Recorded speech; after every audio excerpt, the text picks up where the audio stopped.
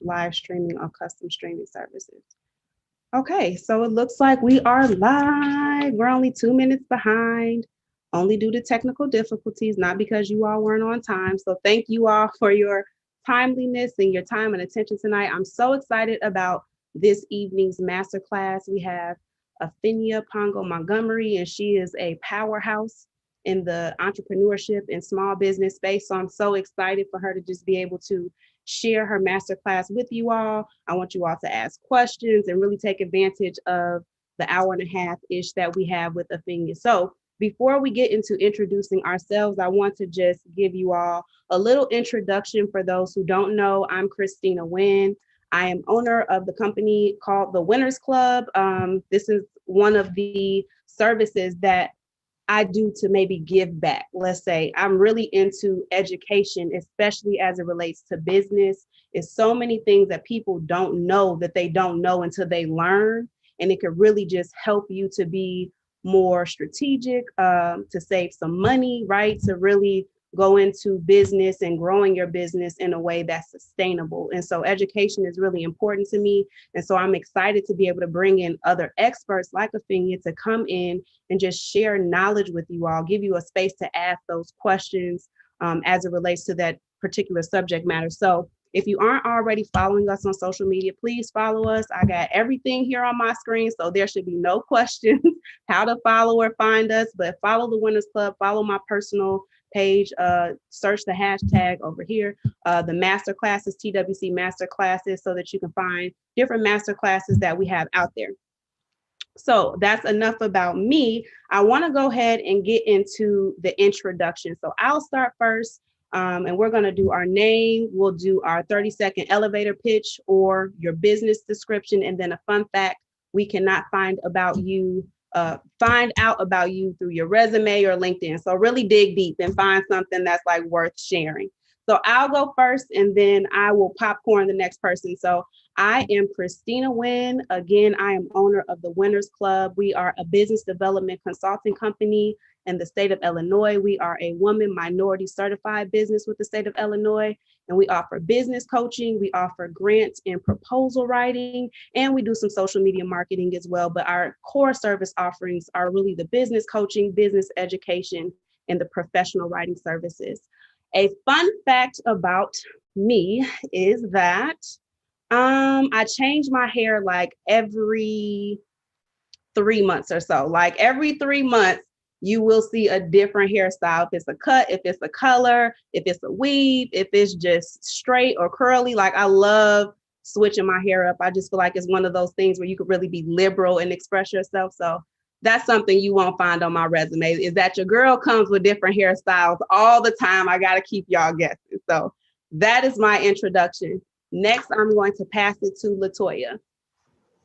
Thank you for stealing my fun fact because, as you know, Christina and I know each other, and I definitely love the versatility of Black African American hair. That's right. I'll think about my business. Well, thank you, Christina, for this opportunity. Afenya, thank you again for sharing your knowledge as well. My name is Latoya Trotter, and although I have many different things cooking in the oven, I'm going to focus on one thing today. And I will focus on my real estate investment firm. It's called Synergy Development Firm. So what we look to do is partner with buyers and sellers, and we also give contractors opportunities and employees as well. We are looking to expand our team as far as getting some of the social media and some of the other manual things kind of contracted out. So we won't necessarily have employees, but contracting those services out.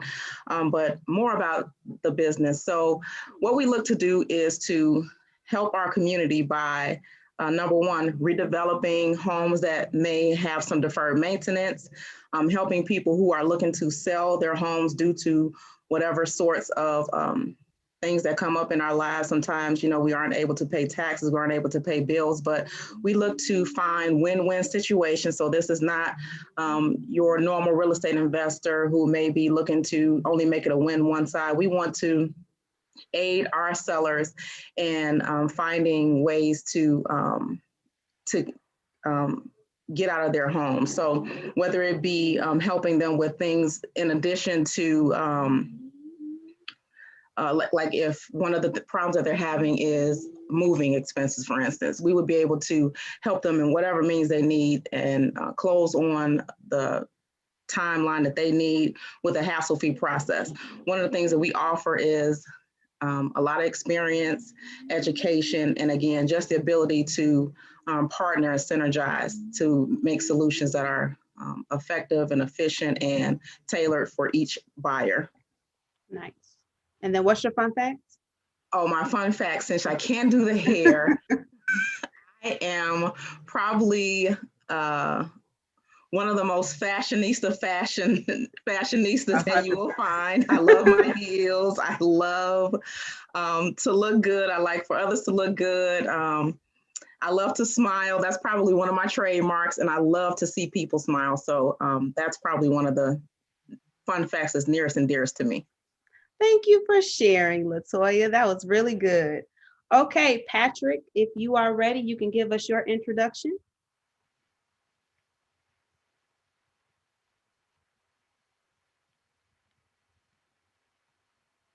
We'll come back to you, Patrick. Okay, Catherine, you can go ahead and give us your introduction. Hi, everybody. So I'm Catherine McNeil, hashtag Ask Catherine. The Ask is with a C and not a K because it stands for author, speaker, coach. I am an IO psychologist by trade, and I am the founder of CHBM Services, a career development consultancy that specializes in career development, coaching, events, and other resources. And I also own a 501c3 that has just been renamed to Disruptive Inc. because it kind of fits me.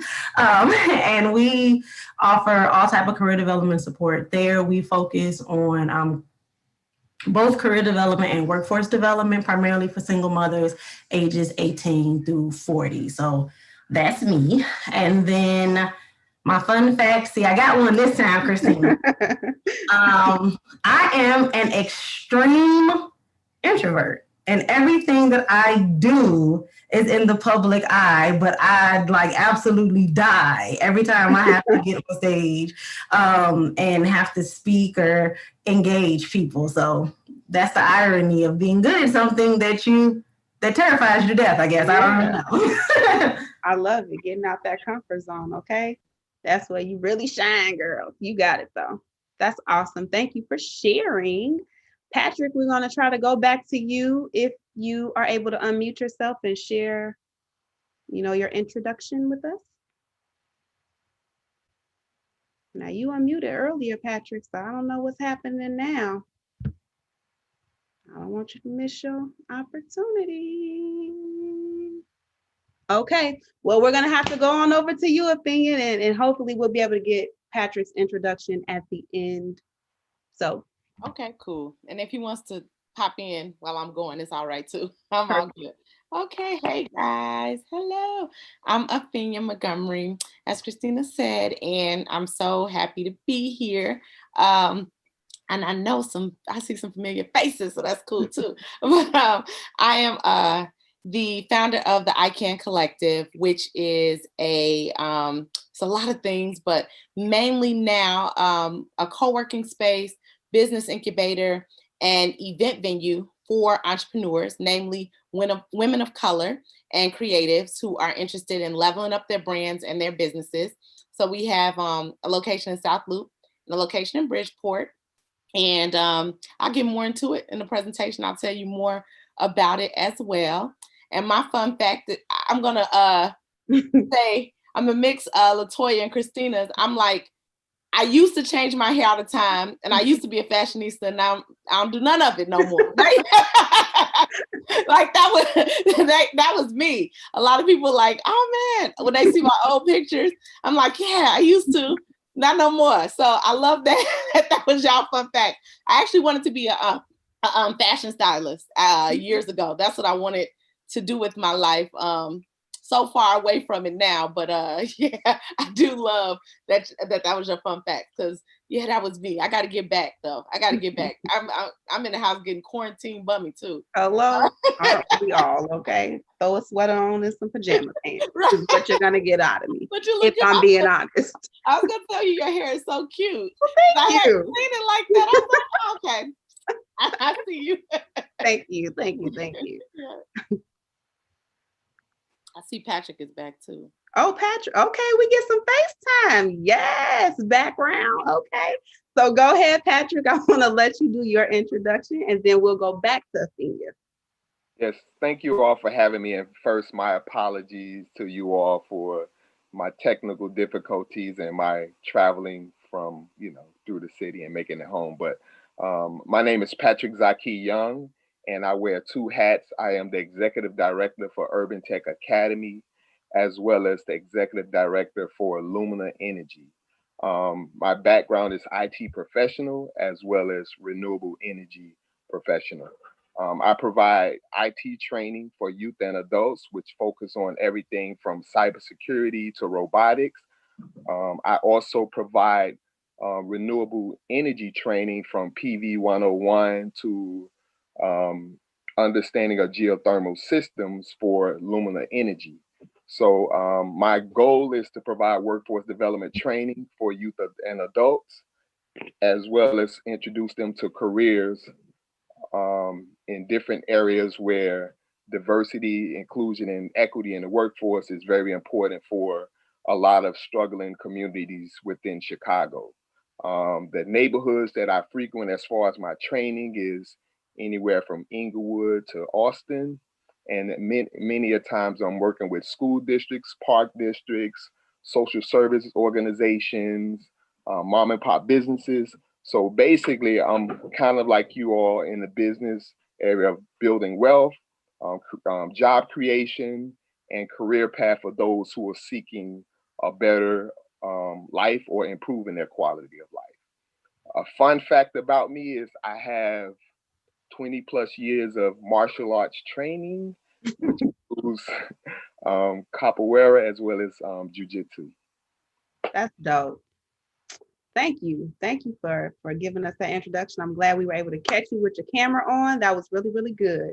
And so, Afenya, you can see we have a very diverse bunch here. Nobody's really in the same industry. So I'm excited for you to just be able to go into your presentation and allow them to, I guess, unpack what you're talking about and apply it to what their particular situations are. So I will pass the mic back to you, Afenya, and you do have that screen sharing ability. So you can go right into your presentation when you're ready. Okay. So I call it this Beast Your Business, Business 101, but everybody on here sounds like they're past the 101 stage. So I'm very open to you all throwing out questions and us getting even deeper into the content and into what you all want to have conversations about. Let me, I didn't mean to do that. Y'all seeing all this extra stuff. Wait a second. Okay, trying to get here. All right, so let's jump right in. So I'm Afenya. I talked a little bit about myself earlier. I'm an entrepreneur, founder of the I Can Collective. I'm actually a nurse by trade. So I have my bachelor's and master's in nursing and then an MBA. And as I talked about, want to be a fashion stylist, I have a marketing undergrad degree as well. So all those kind of came together to bring me to where I am today. So the I Can Collective, it stands for Innovation, Collaboration, Accountability Network.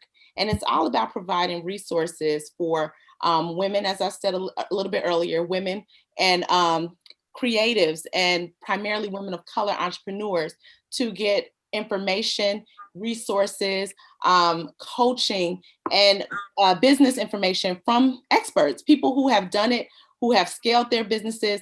We go by create, launch, scale. So that's what I want to help people do. And it all started with workshops and events and networking environments for women like us. And I know Patrick's on the line and people who are watching us elsewhere are out there but I really fight for women and people of color as a whole. So I like to continue to push that and let people know that that's what I'm all about. We've hosted over 75 events. We've created national and global impact with followers around the world. And we've connected entrepreneurs to over $30,000 in funding since our inception. We have partnered and sponsored with some brands like Google, Boxwater, Mielle, Organics, Under Armour, a lot of different companies who we've worked with along the way to help push these initiatives. So I want to talk mainly about starting with your why and kind of like the steps to building that foundation when you're starting a business. And like I said, please jump in, because everyone here that's actually, here in this live room are already business owners. So a lot of this will definitely be kind of like reinforcing what I'm sure what you already know, but I still want to talk about it because sometimes we need that reminder and we need that, going back to the basics. That's what I call it. When we kind of get down the road from where we started, it helps to bring us back to the basics to really strengthen our understanding of why we're even doing this, because entrepreneurship is a crazy road. Right. We all know that, right? So start when you're building your business and building that idea. Always think about starting with your why. And Simon Sinek has an entire presentation, book, and everything else about this topic. And it becomes cliche sometimes, and we hear it a lot. But we do need to dig deep and think about why we're doing this. What I heard from everybody who introduced themselves here is that we all have that people factor. We care about people. We care about the people that we're serving. We're here to serve. And the why and purpose and missions behind all of our businesses are the people that we're impacting. Now, one person said, I started my business, I want to get rich, right? Or I started my business because I heard that there was a lot of money in real estate, so I wanted to do that, And that's so important, because we all know when you start with the wrong mission, you will never get to your end result. Because making money and all of that, that's a byproduct, and it's a positive byproduct of what you do. But the mission is definitely deeper than that. So you want to start with your why. Think about the how. How are you going to do that? How are you going to implement those things that you need to implement to make that why work? And then the what. What is it that you're offering the people? What is the actual meat of the business? So knowing your target customer, that goes back to that who you're impacting, who you're serving. And what I like to do is really dig deep into that. So I like to build a brand persona or brand avatar. So that is really looking at who the person is that you're wanting to impact. So no matter what, if it is children, if it's single moms, if it's people who are buying homes, sometimes we think about those demographics, but we don't go deeply into that person and who that person is. So you want to think about a few things: their personal background, their profession, educational level, lifestyle, what they spend their money on, what are the challenges that they have, what are their points of pain. So your whole purpose in that, why is you thought about a pain point, you discovered that there was a gap in whatever industry you're in, and then you decided to fill it. Now that person you're targeting has that pain point that you're trying to solve the problem for. So what problem you're trying to solve. So you have to think about that. And you think about where they go for information. So how will they find you? How will they find your services? And then it's not just one person, right?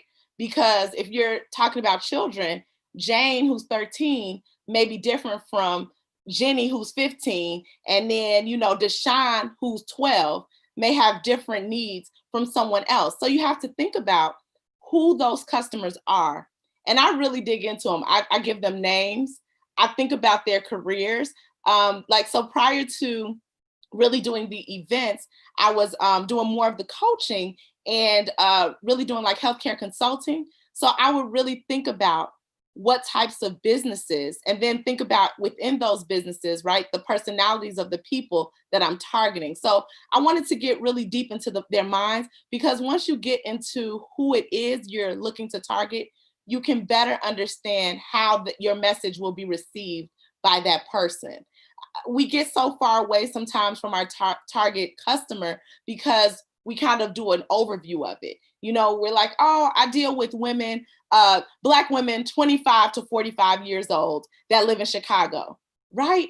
That probably is a definition of so many of us on this call right now, but each of us are so different. So we have to really think about that and bring the avatar to life. I use this picture of the Insecure cast because I love the show. And if you think about it, like, you know, Issa is playing herself, but not really, she's not really Issa, right? She's a character.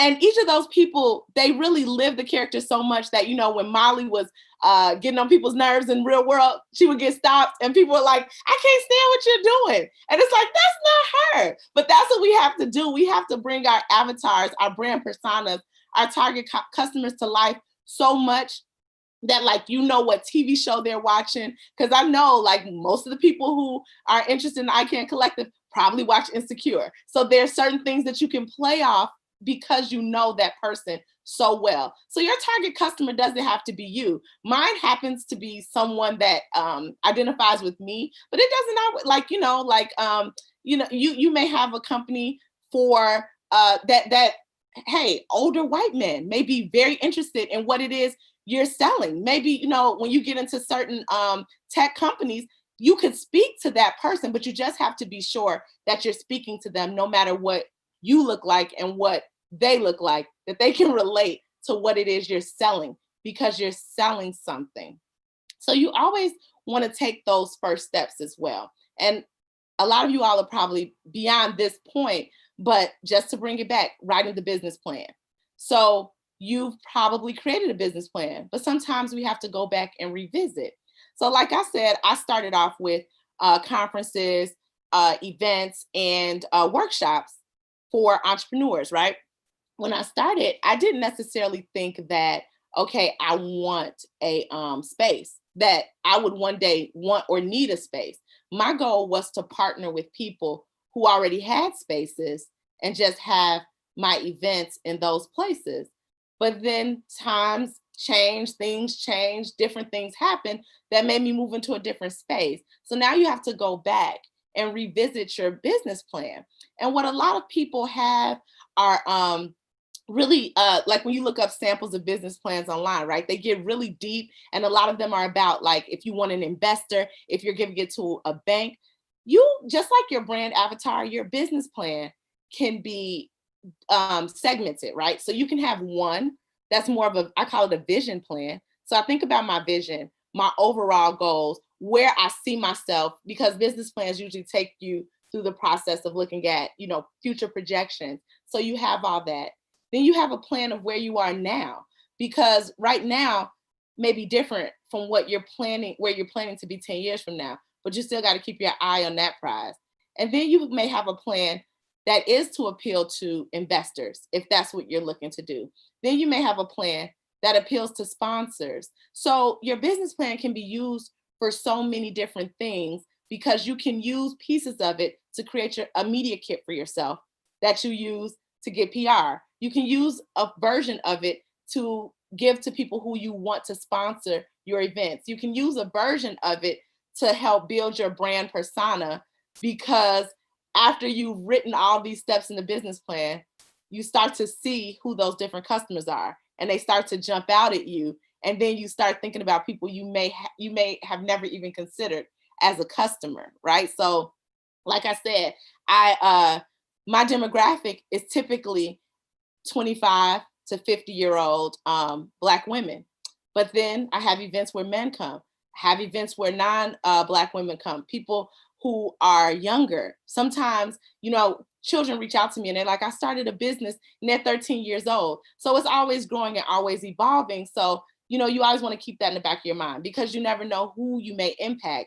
And that may introduce another product into your ecosystem of things that you're providing. You want to protect your intellectual property. So get your trademark and LLC. Now, I don't say that to, you know, every idea you get, you run and pay a lot of money to establish it, right? So before the ICANN Collective, there were so many different names I was thinking about, so many different things I was thinking about. So I like to make sure that I'm going to marry it. I feel like my trademark and LLC are like, okay, I'm going to marry this idea. We really, we're not just going together. I'm really going to marry it. Because as an entrepreneur, we do that squirrel thing. Like, oh, that's cool, squirrel. Oh, that's cute, that. Oh, I've had so many websites that I'll buy, the domain and everything, because I want to protect it. And then it's like, when it runs out, I'm like, I'm done with it, because I never did nothing with that. So I don't like to say, this is where it comes when people are like, oh my gosh, I don't have enough money to start a business. You probably do, but you have to think about things. And then like when you're ready to marry that idea, get your trademark and LLC and protect it. Search it, make sure that it's not out there already. And then, start to marry that. So although, we, all of us on here named our businesses, of course, a lot of these things are umbrellas that also, serve other things we do. So like this Beast Your Business, that's another brand for me. And now I'm married to her. So now I'm going to go actually make her legal, because I have been working on it for a while. And also thinking of going back to that whole thing about business plans and all of that, and thinking about investors and loans and funding. Consider where your capital will come from when it comes to building your business.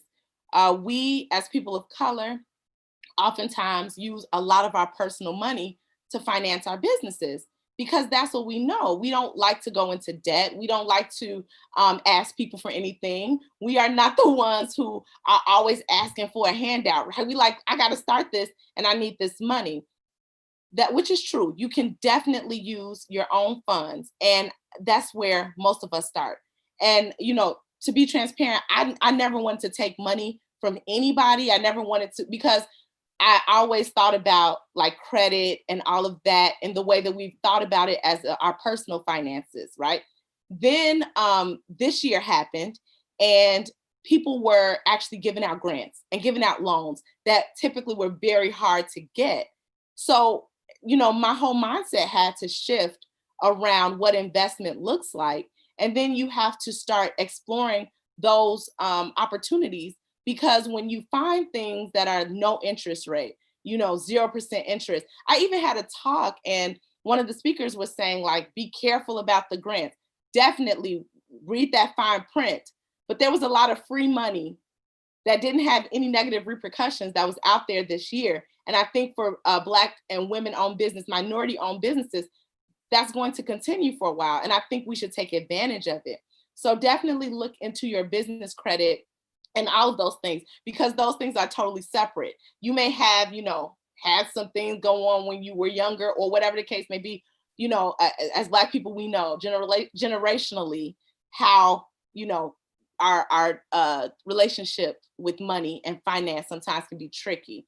But your business is an investment in you. So I always say, look at this in a totally different way, because we'll go out and we'll buy a car. We'll go out and we'll buy things.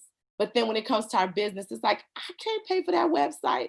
No, you need to, because those things are important for your brand. You need to get that photo shoot. You need to get that social media looking clean and polished, and thinking about ways that you can automate your business, ways that you can take your hands off of some of those things. And sometimes you pay for those. But when you consider the return on that investment, if you can make money from it, you need to do it. And then building your brand. Think about how you will share your story, and then think about creating your brand colors and logo. It's so easy to start with the brand colors and logo. Like that's like the fun part, right? But the storytelling part is really what resonates with people. And then they start to recognize your logo. Like, if you think about Apple, Nike, none of those are very sophisticated logos, but we recognize them because of what we know of them and how they have created their brands in our minds. So, Apple is just like, that's one of the brands who, you can't beat when it comes to how they branded themselves. And, I'm an Android girl, and people are constantly telling me why. Get your iPhone. I love my Android, but I respect the iPhone, because look at that. We say Android, and then we say iPhone and Apple. Android is like an other. And so I think Samsung has done a good job of creating, their brand. We know Samsung, but yes, I'm a Samsung girl, and we know Samsung, and I live by it. But by the same token, every decade or so, a new Android comes out. We used to be BlackBerry, we used to be Motorola, then it was HTC and all of that. Samsung is doing great, but Apple has been just here to stay. So I respect their game. I will always love my Android though. Galaxy forever. But now think about that as you think about building your business. Yeah, I get silly, so don't mind me. And jump in whenever you all feel the need. And then it's all about selling something. So that sometimes is a little bit difficult because, once again, our mindsets and the way that we have been raised to be humble and not talk about ourselves and not be sleazy salespeople, and you don't want to always be selling. You definitely want to sell your product and sell what it is that you do, because people need to know that it's there so that they can buy into it. I used to say, oh my gosh, I can't post all of that stuff because now, if I post all of that, people are going to get sick of me. I can't care about that. I have to continue to put it out there. And one thing that sometimes we don't do is people kind of know what we do, but they don't know what it is we sell. Like, what is it that you want people to buy? Sell it. What is the product? What is the service? What is that thing that they are buying into from you, and why? Because you really want to make sure that once again resonates with your target customer. So you've built your story, you're telling your story, you've built the brand, you've developed that concept, those logos, you've invested this money in protecting what it is you sell, but then people don't even know that it exists, or people don't know what it is. They're like, oh, she is so cool. She is so smart. She does something. I think she has a daycare, but I think she works with kids. Or I know she do. I just like her. And that's cool because you want them to like you, right? But you also want them to know what it is you're selling. So that's why I really like that we started off with those 30-second pitches, because we have to get so comfortable with pitching our businesses, because just talking about your business is basically pitching it to whoever you come across. You will go into rooms and you will not know the impact that 30 seconds will have on you. So the way I kind of got into this whole thing, so as I told you, I am a nurse by background. So I was at an event for diversity and inclusion, and it was diversity and inclusion in healthcare. And it was basically like a mixer. So we're all talking and everything. And I was telling somebody about what I do. And this is what I was doing at my regular corporate job. And he's like, oh, I need somebody like you to come in and talk to my team. He was a chief medical officer of a facility. And he's like, to talk to them about patient engagement and employee engagement and all of that. He's like, do you do talks? Do you speak? And I was like, as a matter of fact, I do. So like I went home and I went on Vistaprint, created some business cards, created a website, and he was like, send me your information. I sent him all that information. I created the website on Wix like that night. And he hired me to come in and speak to his team about those initiatives. And I wasn't doing it to sell myself an opportunity, but that opened the door to me saying, oh, I could do this. And then, so that's kind of how the I Can Collect. People ask me how did I go from nursing to I Can Collective?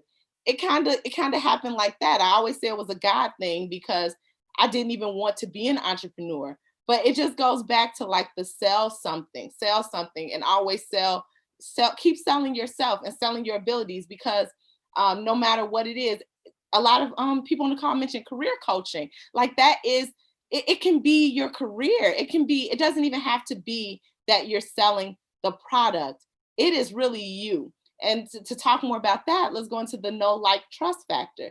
People know you, they like you, they trust you, they buy from you, they hire you, they refer you because they love you. It's all about you, because at the end of the day, not one of us is going to be the only person doing what we do. That's just a fact. Like, the world will continue to spin. And even if you think of something, as soon as you put it out there, somebody else is going to come right back around and like it and start doing it. And that just is what it is. That's the nature of being in business, no matter what it is. And so you constantly have to think about, like I said earlier, evolving, but also about how you're different and how you bring something to the table that may be different from your competitors. What is it? And I think I get a little bit into that right now. So differentiation, like why is that a priority? So one of my favorite quotes is, why fit in when you were born to stand out? And that's Dr. Seuss. So how are you standing out to your customers? That's your competitive advantage. You're appealing directly to your target audience because of that thing. And then you have to think about what makes that thing scalable. Because, a lot of the things we have in us that know, like, and trust, it's us, right? But your business has to live on aside from you and beyond you and for generations to come. So how do you do that? And once again, I go back to Apple, because one of the founders has passed and Apple still stands. And that's the power of that. As we see, another thing that seems to be building right now is Clubhouse. Have you guys heard about Clubhouse? And everybody's on Clubhouse and loving Clubhouse, right? They have an opportunity right now they're not the first social media network, by far not the first. Like, how many things have come out?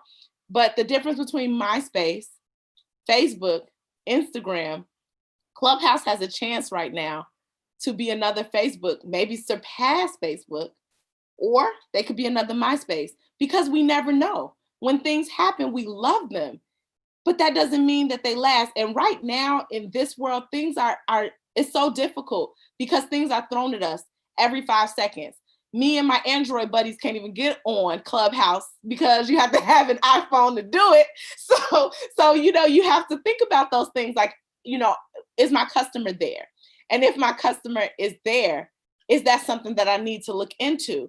Now, how is it that I can differentiate myself? Because right now, I think Clubhouse a few months ago had just a few users, and now they are over 100K, and they're still in beta, and they're still invite only. So they are growing at a great rate, which is like the sweet spot of, can they last, or will people just make it a trend and it die out? So they have to constantly change. And that's what I love about Instagram, in that they started doing stories. As you see, they started doing reels. They take ideas and make them their own, because, like I said, we're going to constantly get that from other people. We will constantly get competition, so what Instagram has taken aspects of TikTok.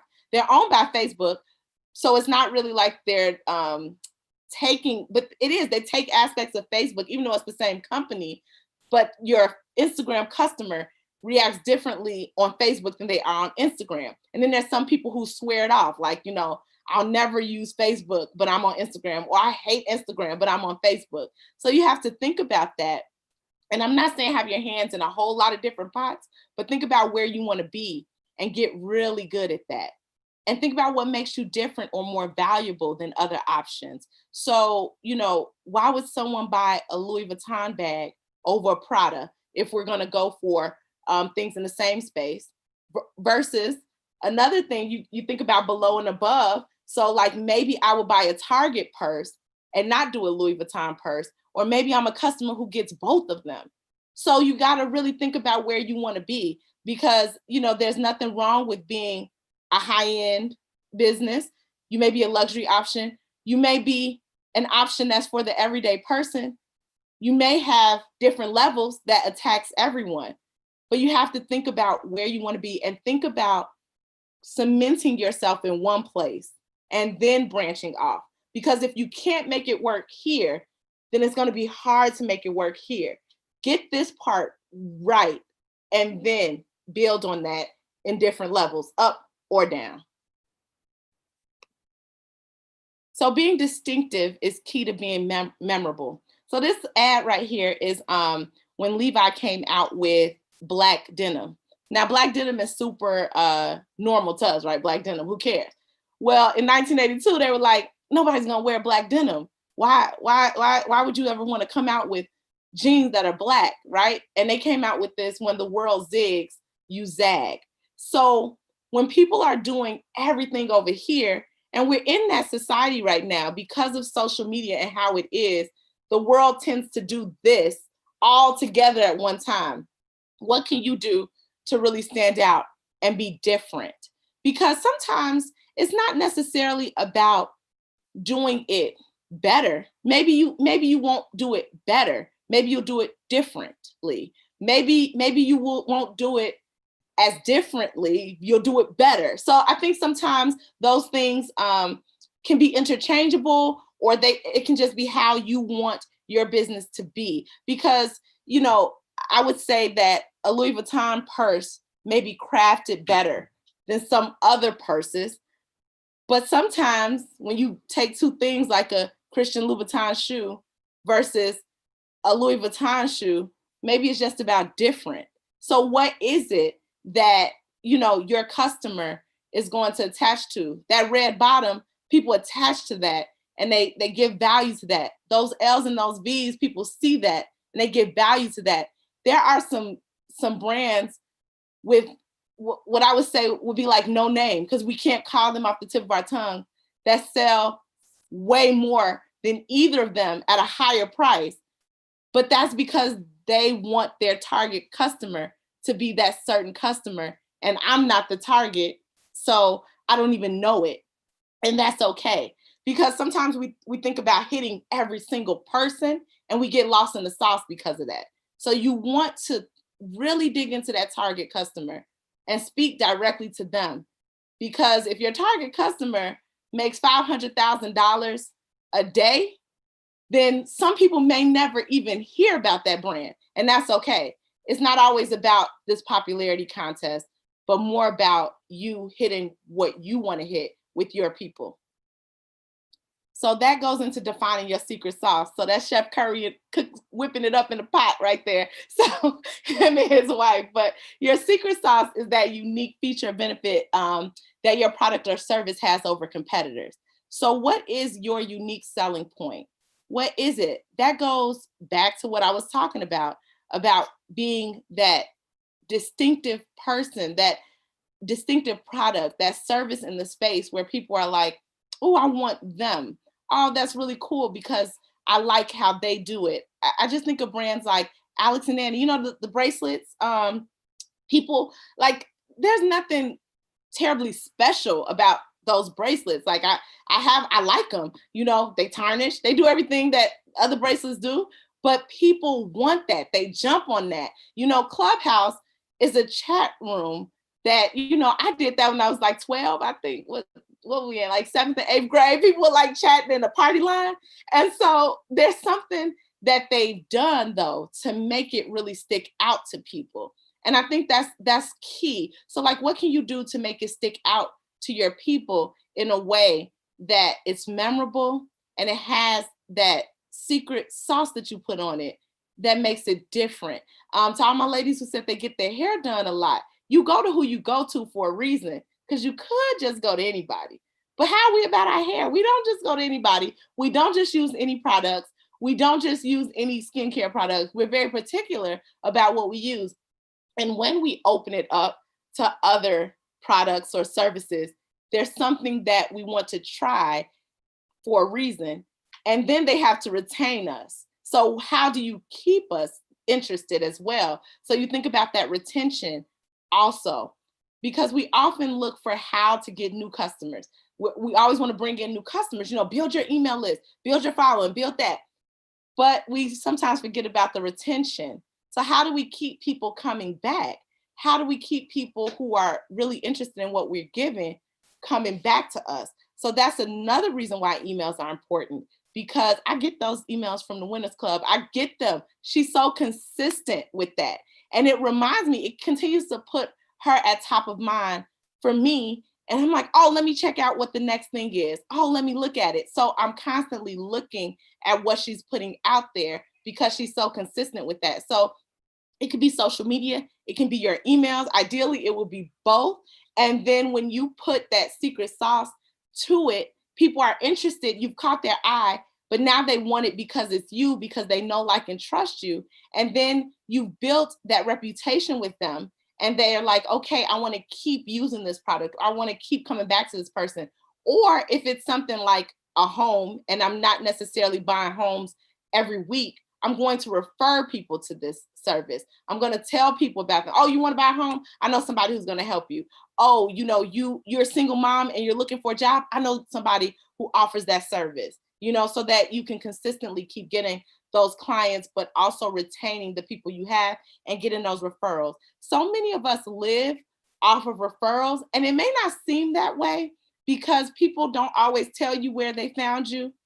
And sometimes I remember to ask, but sometimes you don't, right? You just get into the conversation and you start and you don't find out till later, or you never find out that they heard of you through someone, and they may not just be a cold customer. They've been warmed up.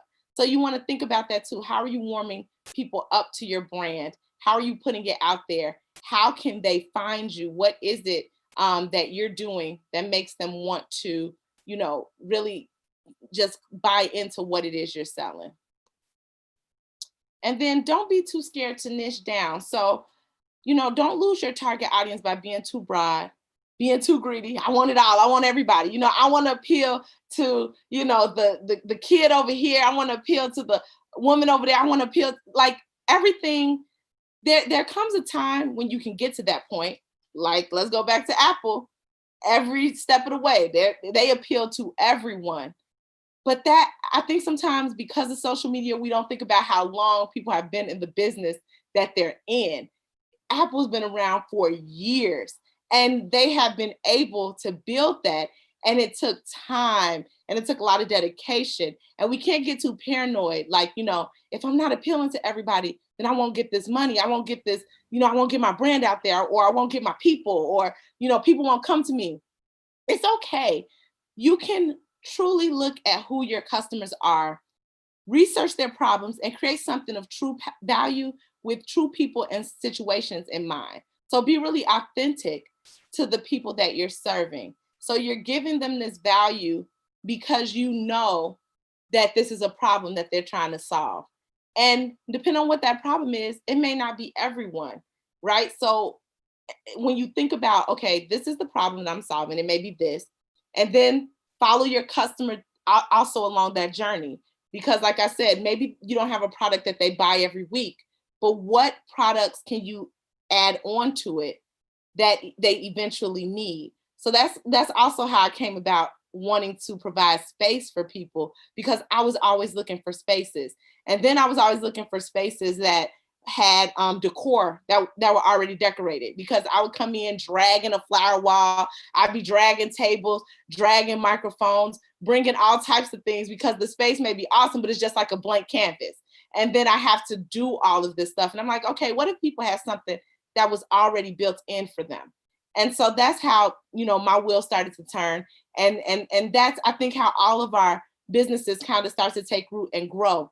But in the beginning, it's really about concentrating on that core product. A lot of us said, like, oh, we provide this, that, and that, but our core is this. So what's your core, and how can you really dig into that and really get to the nitty-gritty with that?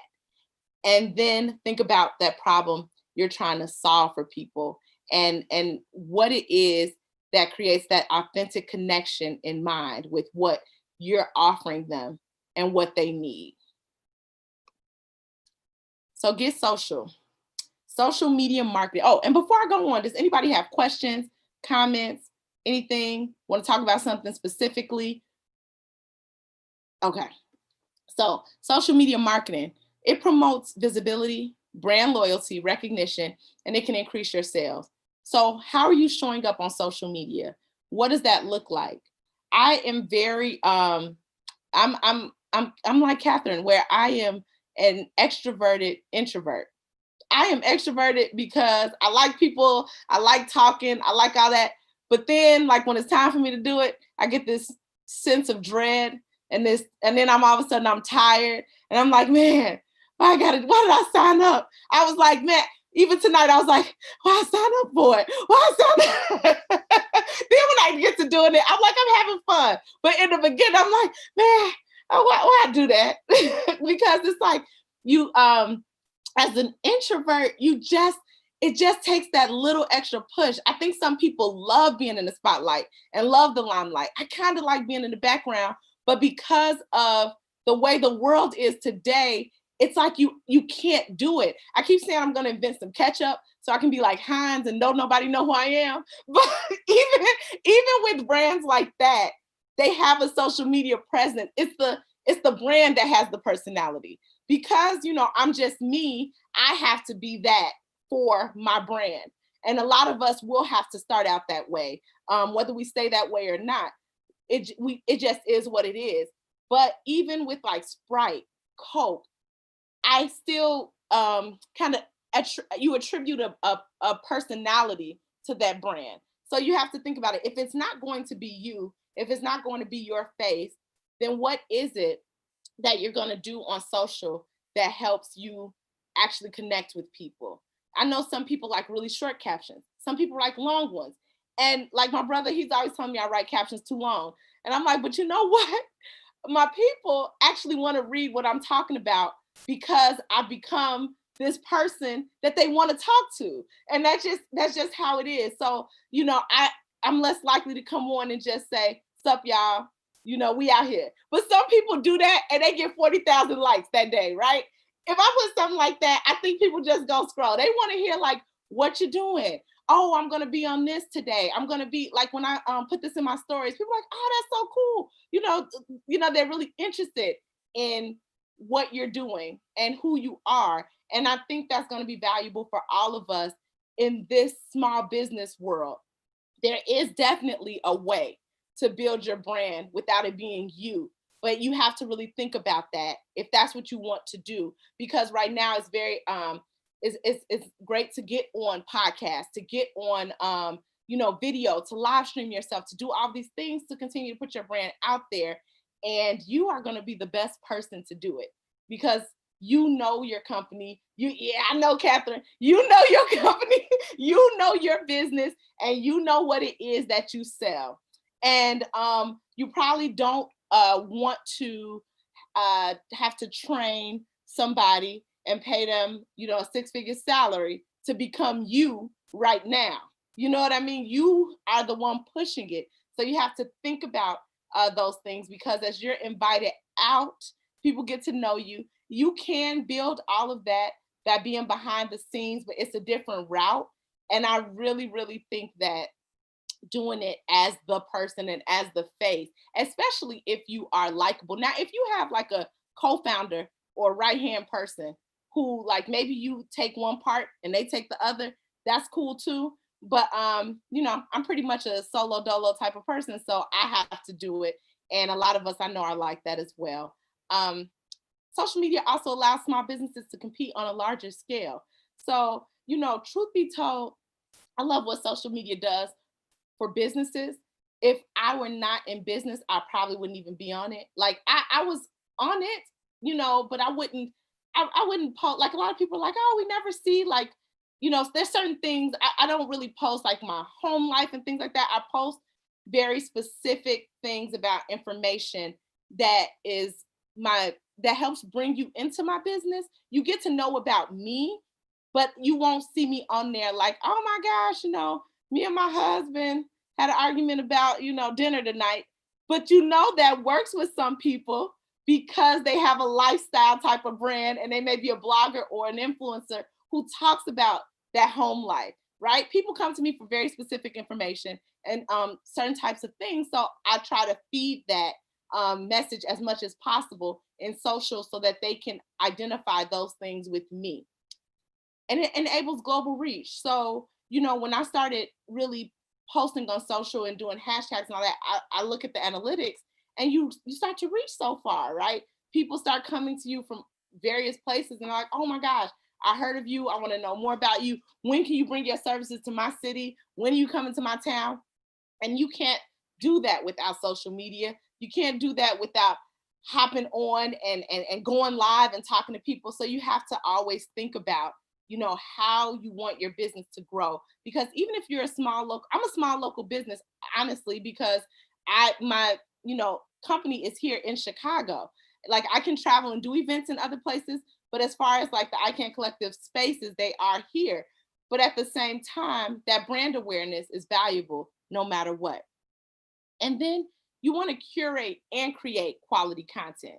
So when I say curate, it's gathering it from other places. So, you know, some things, I don't know, have you guys seen that? It's on Instagram, this guy, like, where the money reside, where the money reside. Right? So like, I've seen it on everybody's page, right? So that's curating dope content.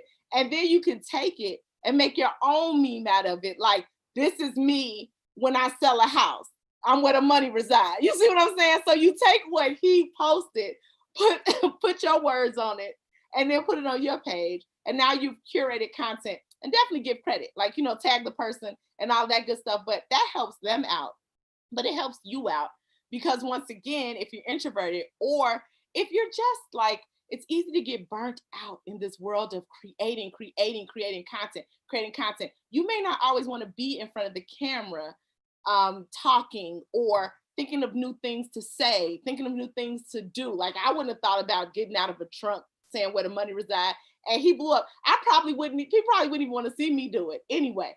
So you got to think about like what people are good at and how their content may work for you. When I remember, like, when I was first starting out, I was like, man, I cannot wait to have pictures of people at events that I host, because I didn't have anything. I hadn't done that much yet. So I would just take really dope pictures. As you can see, actually, a lot of the pictures on the side of this PowerPoint, things like this, I would put that on my social media, because like, this woman represents who I'm appealing to. And I would say something under a picture of her, because I didn't have a lot of pictures of myself yet. I didn't have events yet. I didn't have a following. So I'm like, okay, how can I use what people have put out there and make it funny? Then, like, even now that I have, you know, more brand collateral, I still, like, if Issa does something cute, like I'm rooting for everybody Black, I snatch that, put it in my stuff, and say, you know, this is me on every day of the week, something like that, or whatever it is that relates to what your company does. And then creating the quality content.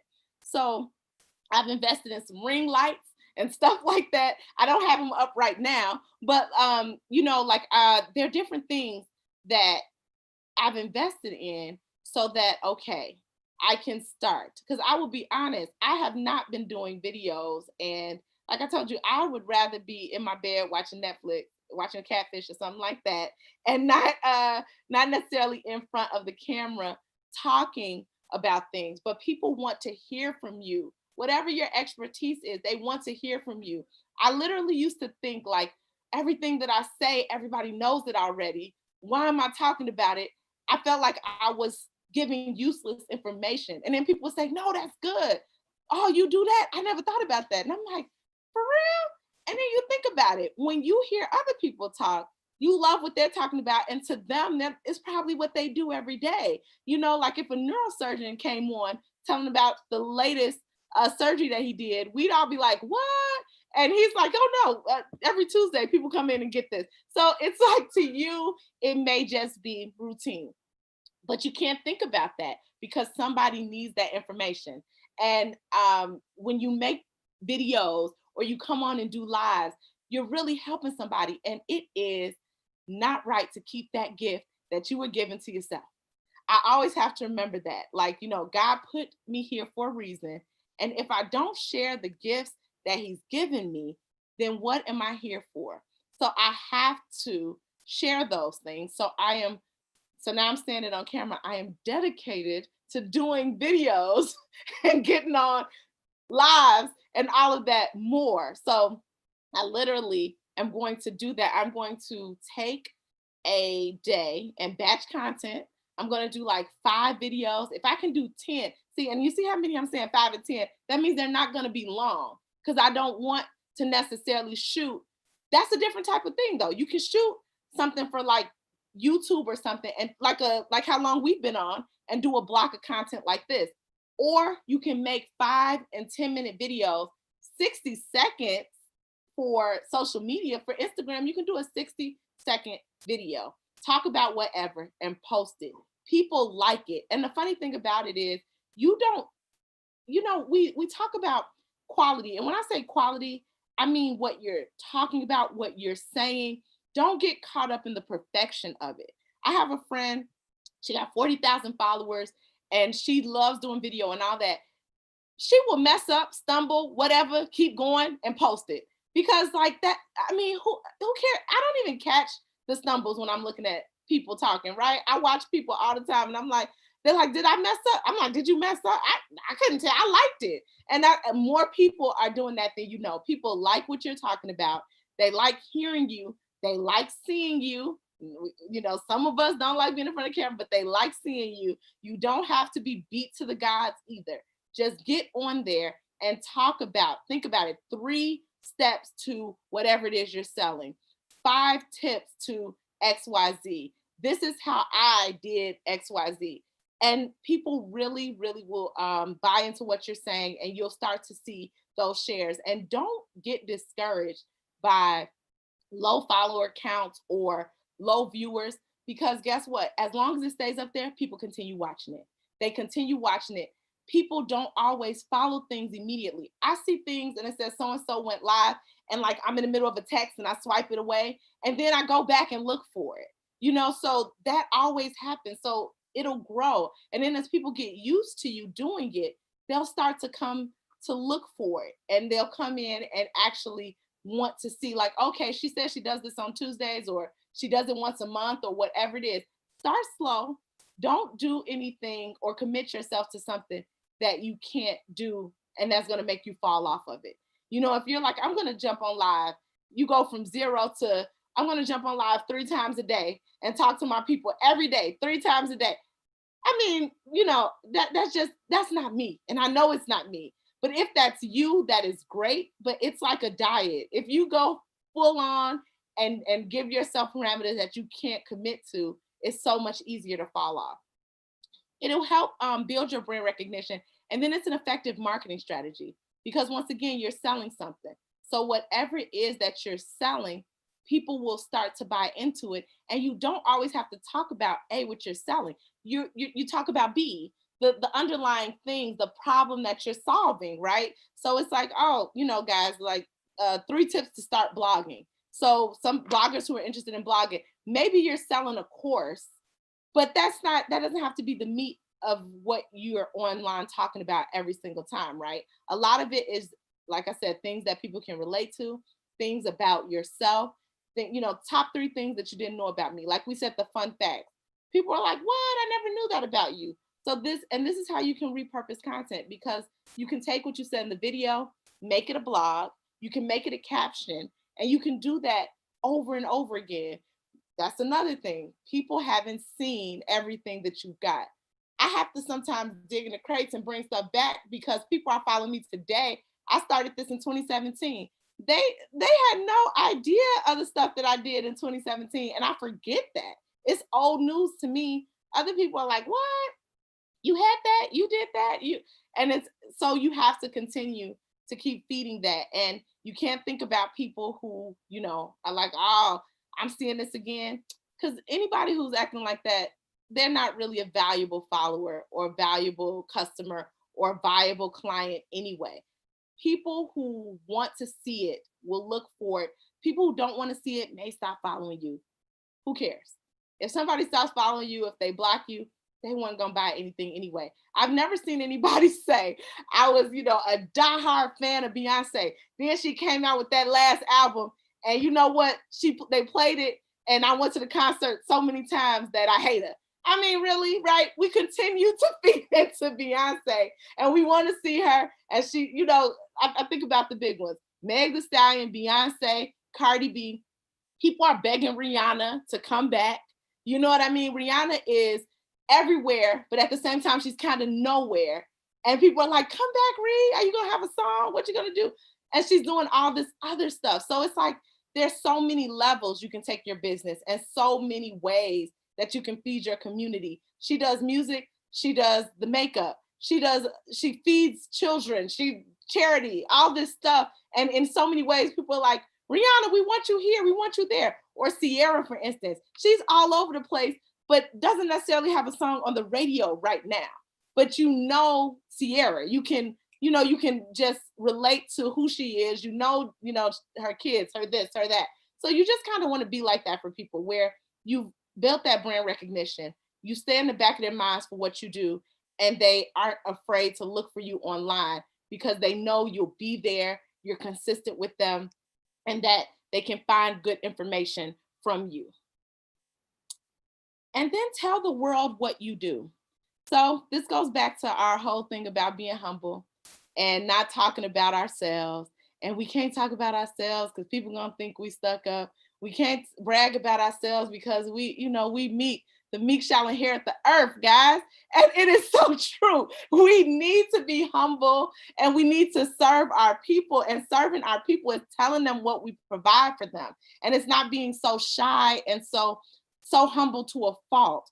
You have to low key talk yourself up. If you don't talk yourself up, who will? Who knows that you sold a $500,000 house if you don't tell them? Who knows that you help 500 children get put into colleges across the country because you built them up through your program? Nobody will know unless you tell them.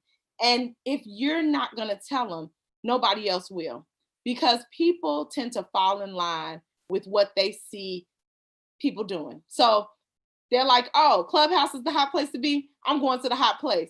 This is the hot program for what I like to do. I want that. This is the person who provides the hot product. Then I want that product. So you want to be that. And you can only be that by telling the world and constantly telling them what you do, what you provide, who you are, why you do it. Think about that constantly and think about ways to say that. This is who I am, what I provide, why I do it, who I do it for. Constantly tell them different ways, who I am, why I do it, who I'm providing to. This is my mission. This is what I want. This is what I need, and this is what you need. This is why you need me. Why do they need you? You have to let them know. You kind of have to tell customers what they want. They say the customer's always right, but sometimes the customer doesn't even know what they want. You have to let them know that they need this. You need a space to have your workshop. You need a business shower. You just started a business. Come get your business shower on and book this space so that people can come give blessings to you in your business, right? I wouldn't have thought about a business shower, right? Like when I started my business, I never thought like, oh, I can have a shower for my business. So how many people aren't thinking about that? So I had to think about that. Like people don't know necessarily like what it is that you do and different ways that they can apply it to their own lives. So you have to be sure to be the one to tell it to them because like I said, you're going to be the best advocate for your business. And so a little bit more about the I Can Collective. It's a creative workspace, business incubator, and event studio. Those are some pictures of it. We have South Loop, and now the new one is Bridgeport, which is more like girl boss environment.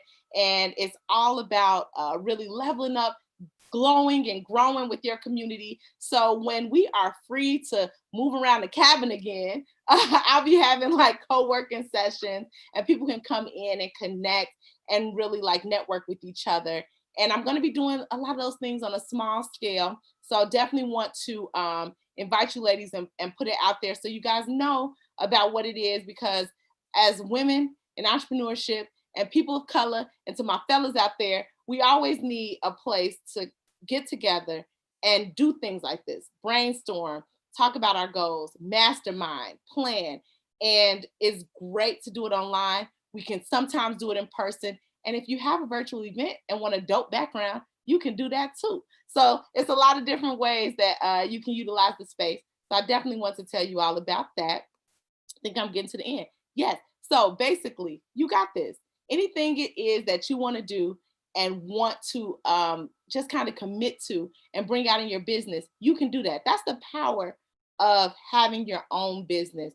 One thing about working, I love having I love when people have a corporate job and a side hustle, because that side hustle can feed into that corporate job. It kind of helps you continue to push and segment your life, right? Because you're like, okay, I got to do this, I got to do that.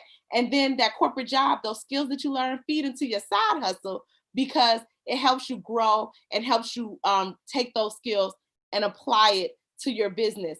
But if you choose to leave that job and do your business full on, you can definitely do it. and you got it. There's nothing that can stop you. The limit is you. The sky is the limit. The only thing that can stop you from being successful is yourself. When we talk about that competitive advantage and that secret sauce, you already got that. God put that in you. So it's already in you. So you definitely got it if you're looking to take that leap and go into that next level with your business, whether you work in a full-time job or not. I know people tend to say like, oh, entrepreneurship is only for people who do it full-time. It's really not. If you have an idea and you are implementing that, and you have a business and you are building that, if you have a corporate job and that business, you are an entrepreneur. You can be an entrepreneur, an entrepreneur, a womanpreneur, a creativepreneur. There's so many ways to do it. And whatever it is and however you want to do it, you got it, boo. So any questions, anything you guys want to ask, talk more about, I wanted to open it up for that. And thank you again for listening to me on a weeknight right before Christmas. I'm so glad you guys took the time. And that's my information right there. This was really, really, really, really awesome, Afenya. Thank you so much. It was a lot of information. I could definitely just ask some questions just to keep the conversation going. But before I do that, do you all have any specific questions? I don't have any questions. I guess I got a comment because, I'm running at 8:30 because I'm hosting a room on the Clubhouse. But me saying that kind of speaks to what you said, because I go through all of these massive, whatever Christina hosts and you two, whatever y'all host, I'm jumping on because it allows me to do two things. Check the boxes for what I'm doing right, and then pick up wherever there may be opportunity along the way. And that constantly getting in front of people piece is my struggle. I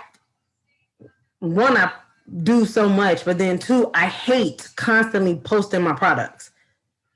I feel like I'm bothering people, and all of my business, like CHBM Services has evolved. We have always been career development, but we used to just do resume writing and LinkedIn profile building.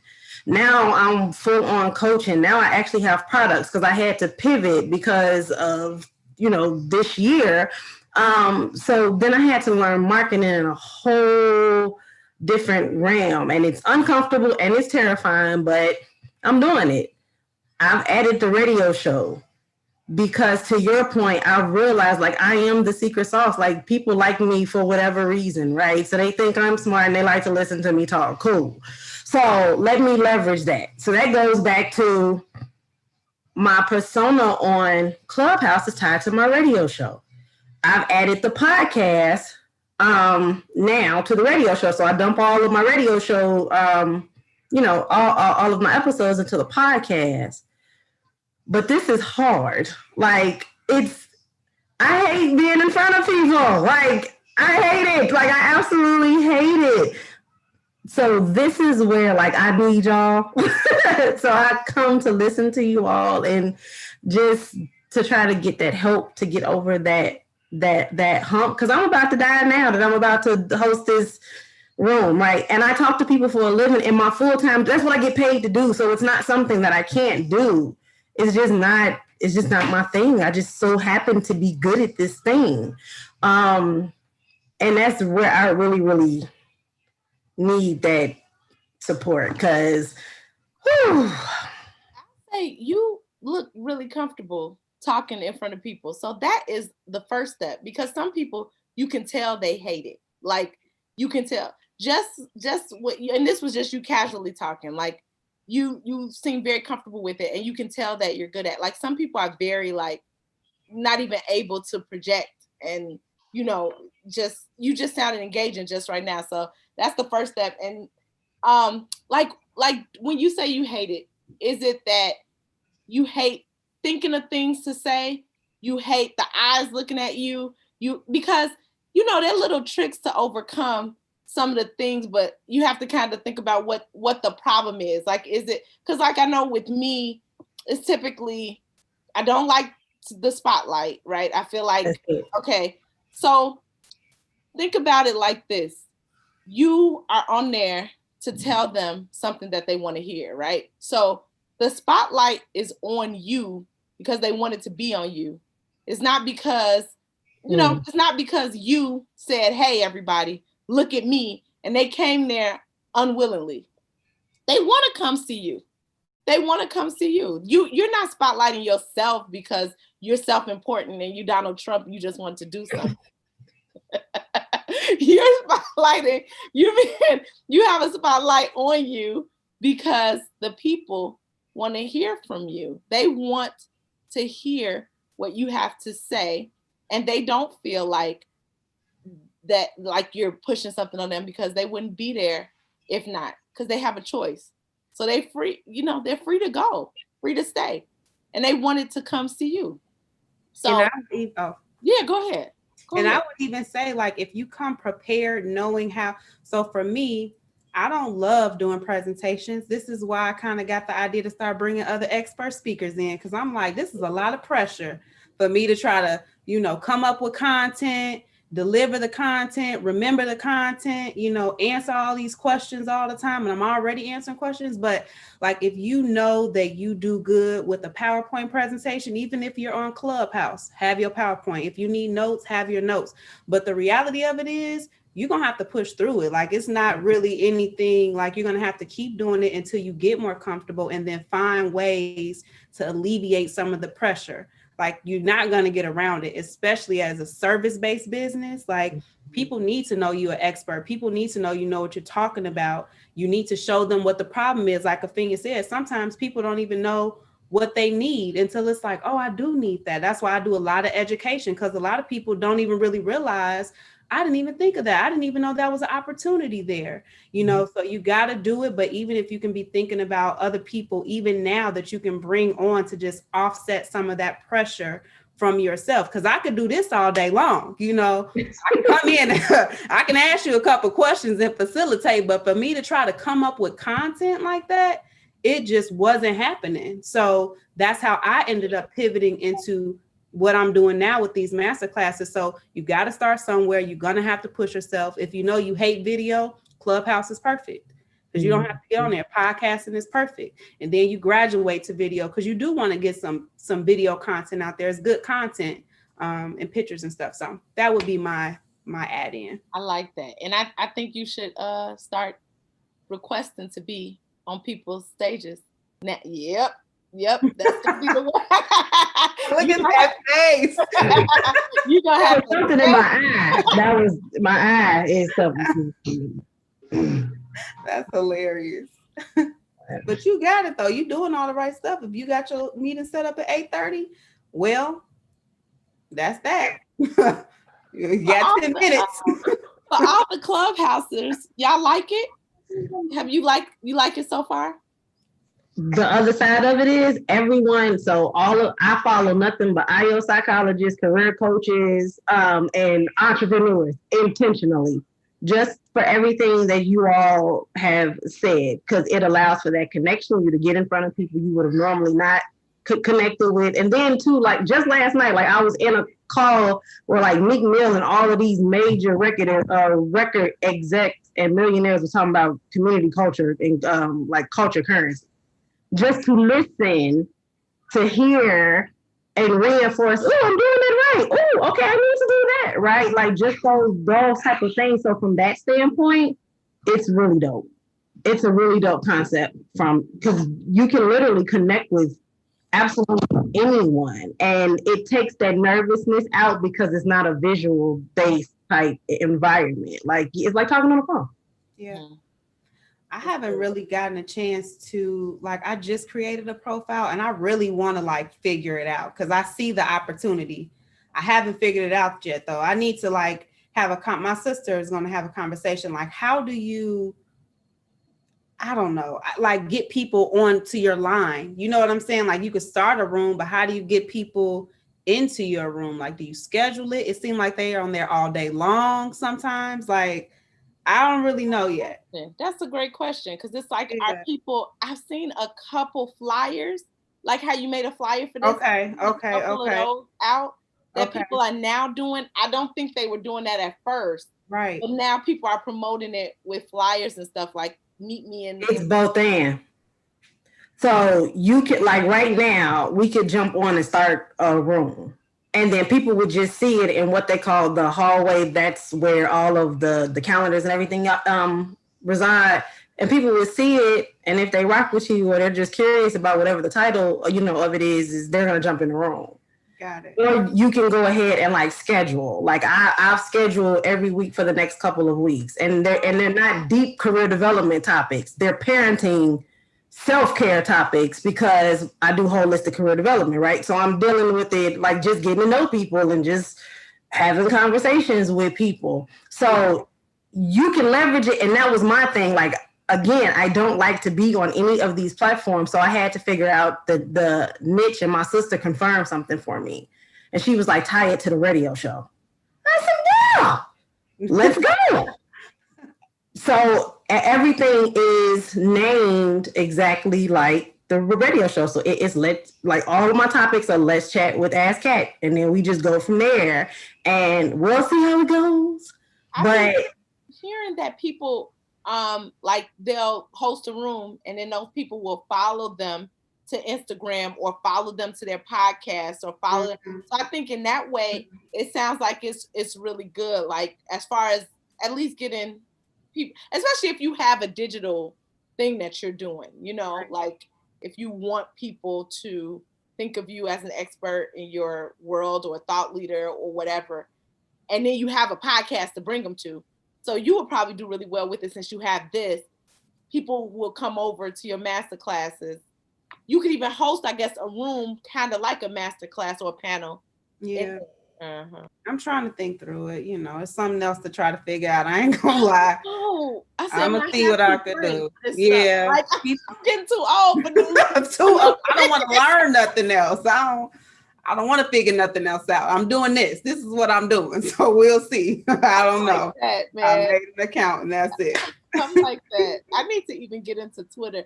I'm saying, like, be social. And I'm like not even as social as I should be. Like, I know it's a job. It's a job. That's a whole job.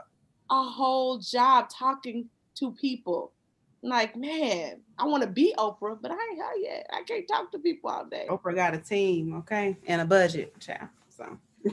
So for those of us who don't have a team and a budget, I was in a class a couple of weeks ago, and the young lady gave a really good tip.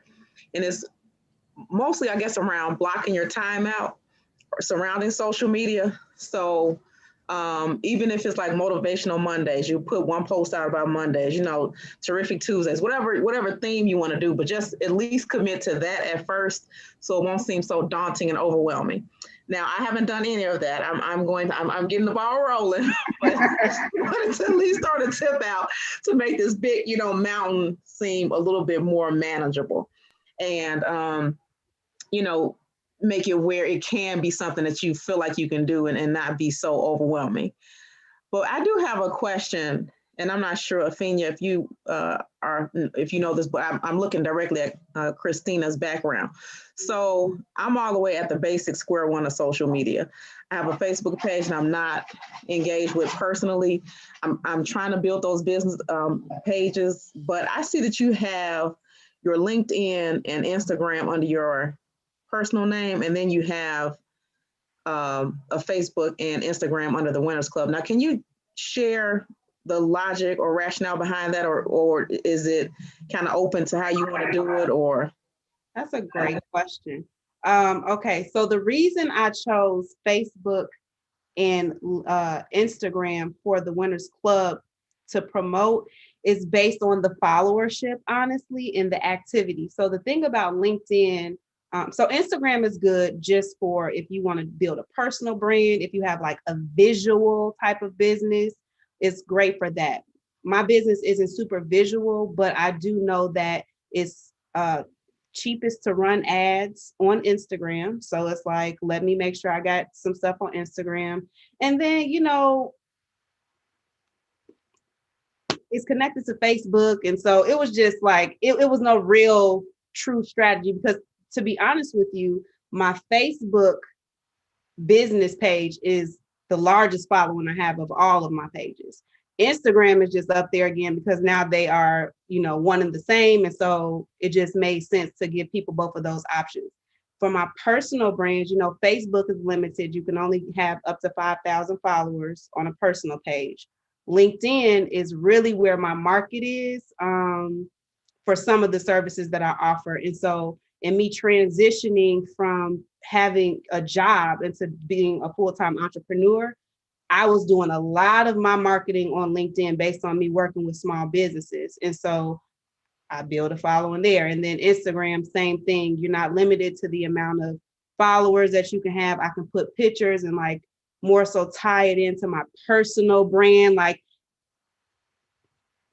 I'm learning even myself because, okay, I've been in business 2 years and like 9 months now. So I'm not like super seasoned, okay? It's some evolution still happening. I'm learning that people really like me. Like Afenya said, it's really what it boils down to. It's your personal brand, especially when you talk about like consulting or service-based business where they're working directly with you. Well, they want to know more about you. They want to see pictures of you. So although I can do a lot of pictures of myself on the Wynners Club page, I wanted it to be more general to the business because it's other people working in the Wynners Club. I'm not the one producing everything. So it shouldn't just be me, me, me, me, me. Whereas with my personal brand, understanding that, okay, people want to hear from you. People want to see you. People want to, get content and all that good stuff from you. It's like you have to build a personal brand as well when you talk about. So even real estate, that's kind of like a professional services in a sense. People are working with you because they like you. And, and I know a lot of realtors doing phenomenal, okay, with this social media stuff. So that's the logic behind it. That's kind of the evolution of it. So I have a Twitter page. I have, YouTube pages and all this, but I guess I'm wanting people to search each engine for specific things based on the type of content I'm putting on that particular platform. Long answer. But that is exactly what I would say too. Yep. And you'll find which one your people show up for. And like she said, it's going to be different people. So with real estate, I feel like LinkedIn, like with Christina, may be a sweet spot with you because people, there's that professional. It's funny. It's the same people on each one, but you guys remember that meme where it's like, this is me on Facebook, this is me on Tinder, this is me. Yeah. People are different and their reactions are different on the different platforms. So it's so interesting because you have the people who, LinkedIn are, like I said, the professionals, they still professional on Instagram, but it's just the different how they approach the platform and different things that they look for and what's provided because Instagram is so visual. Like LinkedIn, you're going to do articles. You're going to write about different things in real estate, different new trends, topics. You're going to be like, do it from an intellectual standpoint. Instagram, you may build something that is really pretty where people want to see beauty, right? So it's like, oh, okay, so here's this pretty picture of the house.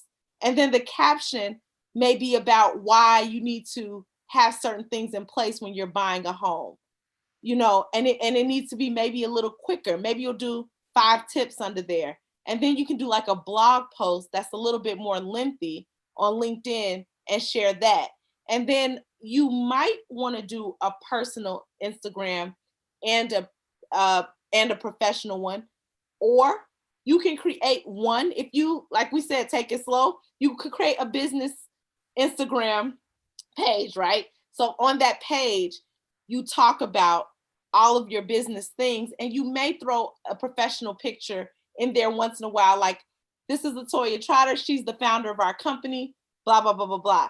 You know what I mean? So you just got to think about what your voice is going to be, and you should look at different people and see how they do it, because there's so many different ways. Like she said, that I see a lot of real estate professionals and they do it. So, there's that luxury real estate person.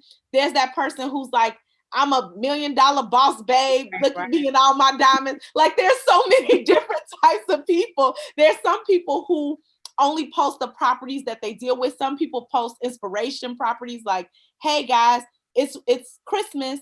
Look at this beautiful foyer and tree in this wonderful luxury home. Are you looking for a home? Blah, blah, blah, blah, blah. You know, like there's so many different ways to do it, but you have to think about, I also have a personal LinkedIn with my name, you know, my personal brand.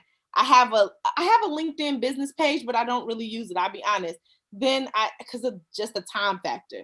But then I have a personal Instagram, a personal Facebook, and then I have the business pages on all those things. But like Christina, I don't necessarily promote all of them. You see, she kept it very succinct. She has Twitter and YouTube and all that stuff. But if you're not that, you might get those pages just to own them so that somebody doesn't come with a similar name and take that. But that doesn't mean that you necessarily promote all of them if you're not touching all of them like that yet.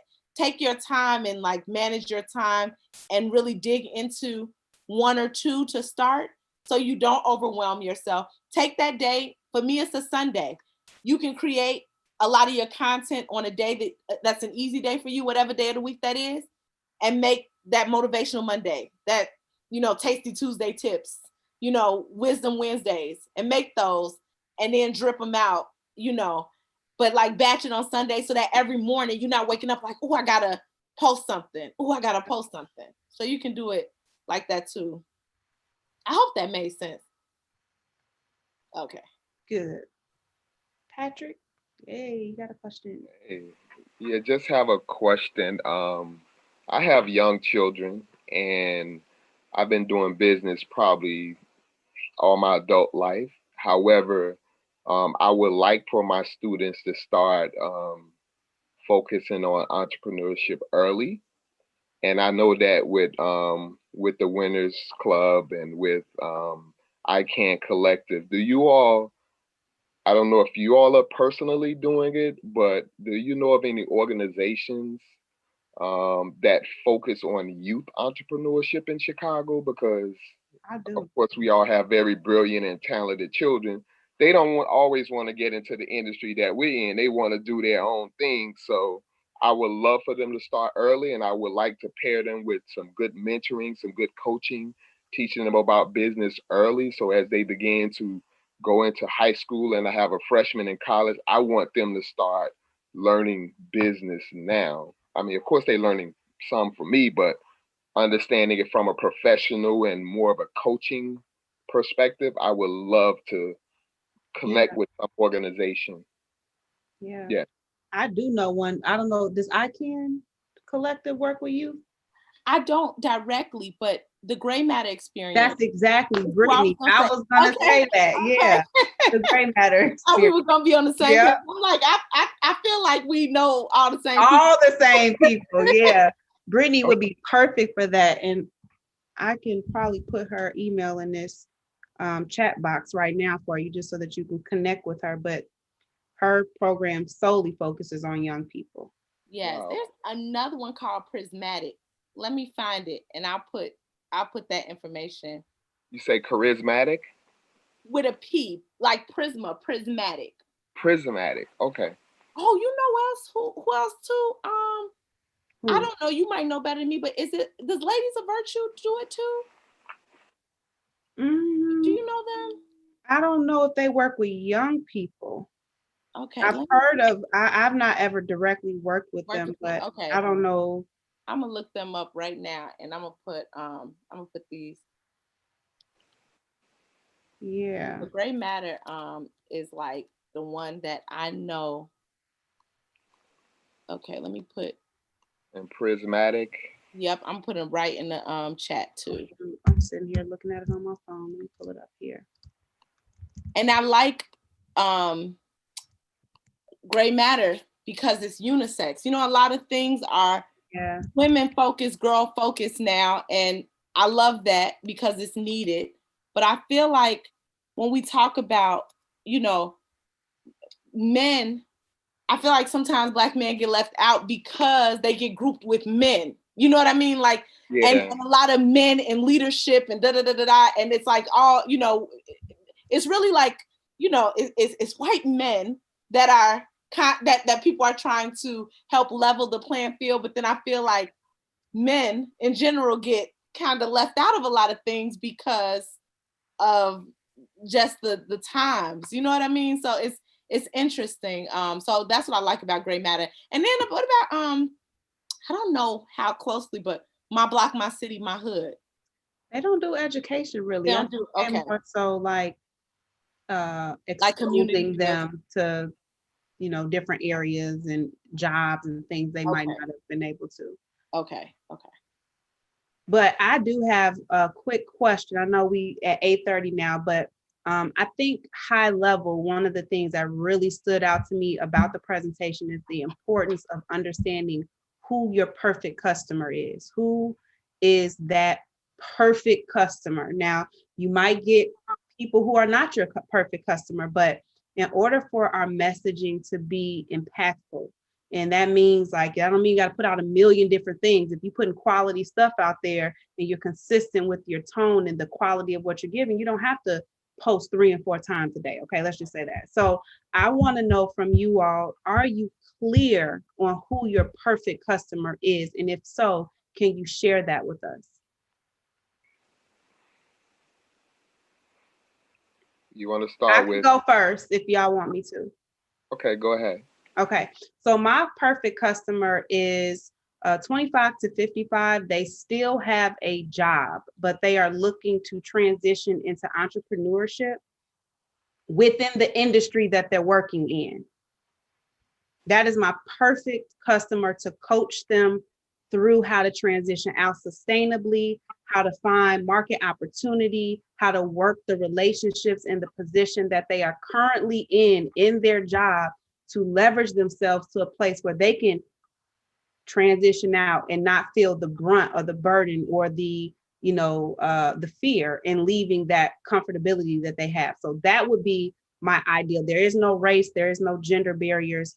Age-wise, it's about 25 to 55, but really the key point is that these are people who want to go into business, they want to start their own businesses, they still have a job, but they don't know how to necessarily do this. How do I transition from W-2 to entrepreneurship? That's my ideal customer.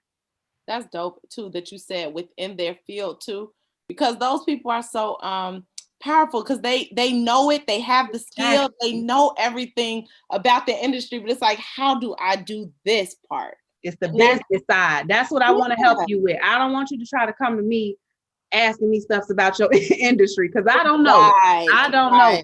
What I know is the business side of what you're trying to do. So if you can come to me and you working in your field, it's like, I know what I'm doing. I've been doing this for years. I just want to do it myself. I don't necessarily know how to do that. That's my ideal person. And it's people that fall who already have started businesses. I have clients that are. I have people who are really just in the idea phase, or they have already maybe filed their LLC, purchased a space and don't know how to make money, and now they still need a business coach. But ideally for me, that would be like my perfect customer, is you still have the security of your job. So you're not flustered by the pressure of, now I got to make money. Let's come up with something quick. And we really have the opportunity to be creative and strategic about what is the roadmap to get you out of here in a way where you get in the relationships you need. If it's information that you can be getting, email, whatever that looks like, because you're still in that industry and in that space. So now it's your turn.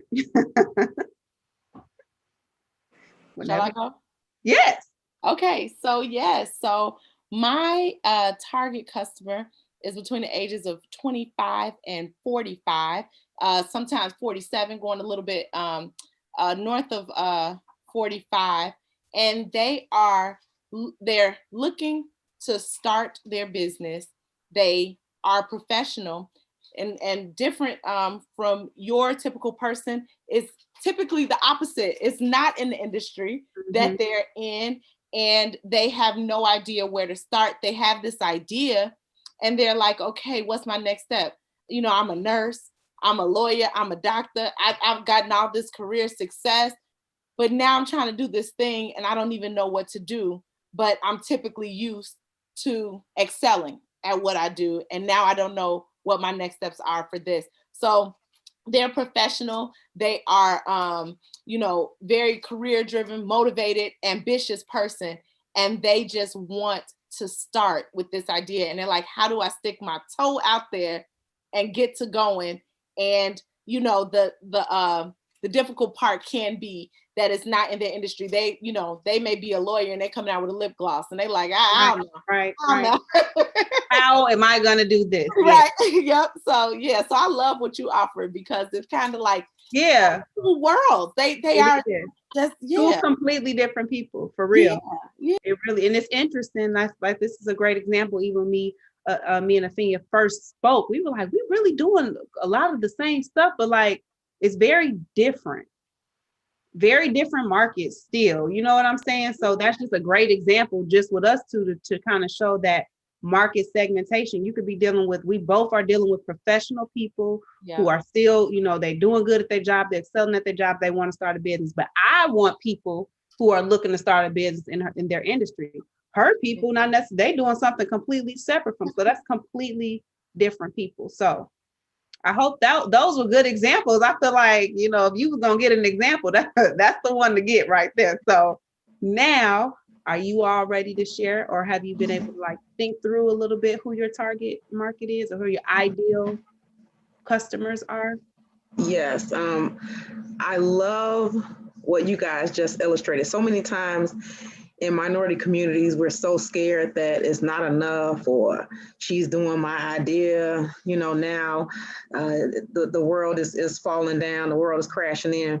It is so refreshing to see that, you know, even two people, like you said, that started out sounding as if it was the same thing, turns out that, you know, you guys do have some similarities, but your target market is different. And that's really, really refreshing. It just, again, illustrates that there is enough for everyone to win. Yep. So thank you for sharing, Christina and Afenya. Absolutely. So I struggle with the exact age, because what I am more focused on than anything is finding people who are selling their homes in distressed situations. So I think I alluded to it earlier, you know, whether, you know, you just have deferred maintenance, whether it's an out-of-state owner who is no longer really interested in the property any longer, whether it is someone who is behind on their taxes, or, you know, someone looking to relocate for a job. I don't want market, you know, market value properties, because there is not any room for someone who is an investor to make returns on, you know, what they put into it. So I'm more so looking for people who would benefit from a cash buyer, from a quick close, from, you know, looking to get out of a situation, you know, not necessarily in a fairly quick time, that's, you know, advantageous, but someone who does have some, who's not looking for market value. Is it like estate sales? Because I was talking to somebody ever before, and they were talking about, I mean, it's unfortunate, but what happens is like you get these senior citizens almost who they can't pay the taxes on their stuff. And it's like, it's a type of segmentation within real estate. I can't remember the name of it, but basically all of their sales are people that's losing their stuff. It's unfortunate. It really is. Right. And it's mainly on the South and West sides. And you get a lot of Caucasian, obviously people who are like, this is what they do. Okay. They come in and they buy, okay, either you're going to pay these taxes, we'll give you $5,000, but we're going to get this place regardless. Like, how are we going to do this? So is it like that type of market, or is it more like families? I'm just trying to help you think through like who your actual segmentation is, because what happens is when you figure that out, now you know who you need to be spending your time with.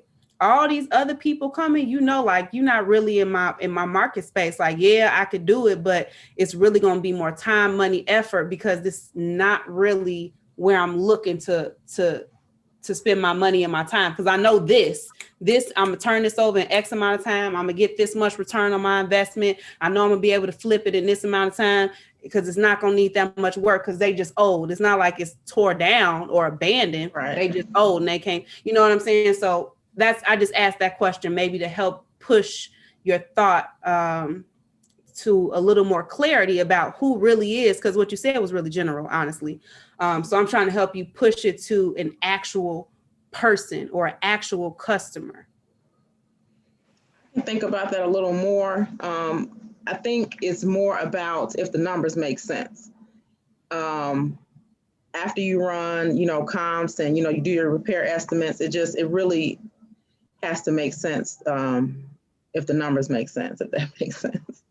But I do understand how you're saying maybe segmented a little bit more, because to be honest, I am just starting out. And I think what you're saying has tons of value, because there's so many avenues in real estate investment. And if I could just, narrow it down to start, and like you said, perfect, some of the things that are the first steps well, and then you can start branching out to stuff like wholesaling and, other different areas of real estate. But I can take that as something to consider, because the way you really make your money starting out as an investor is to try to do some wholesaling one, but then some rehab and flips too. So those are also things you have to target before you move on to other segments of real estate. So I can think about that and decide more, specifically who would be a good customer.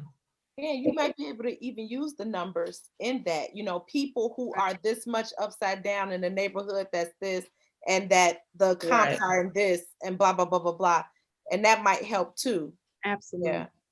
Right, because the bottom line is I would like to make, a certain amount of return, and those numbers, have to make sense. So even if I have to, like you say, base my answer on that, that can help me segment it a little bit more. I can appreciate that. Thank you. Perfect. Okay, Patrick, it's on you. Okay, so being I represent two companies, I would just go with the renewable. Well, I could tie both of them into my workforce development. The ideal client is someone 18 and older that are looking for skills and training that's short term, possibly 2 to 4 months, that can kind of change their life and improve their quality of life by getting a job in a career that's far into the future in terms of wide open as far as looking for diversity, equity, and inclusion. That many people of color have been kind of um, haven't been able to enter that industry. One is renewable energy, solar, wind, geothermal. The second is IT, computer, web development, web design, network engineers, network administrators, help desk. So if they're looking to get into the IT field or looking to get into the renewable energy space, that's my client.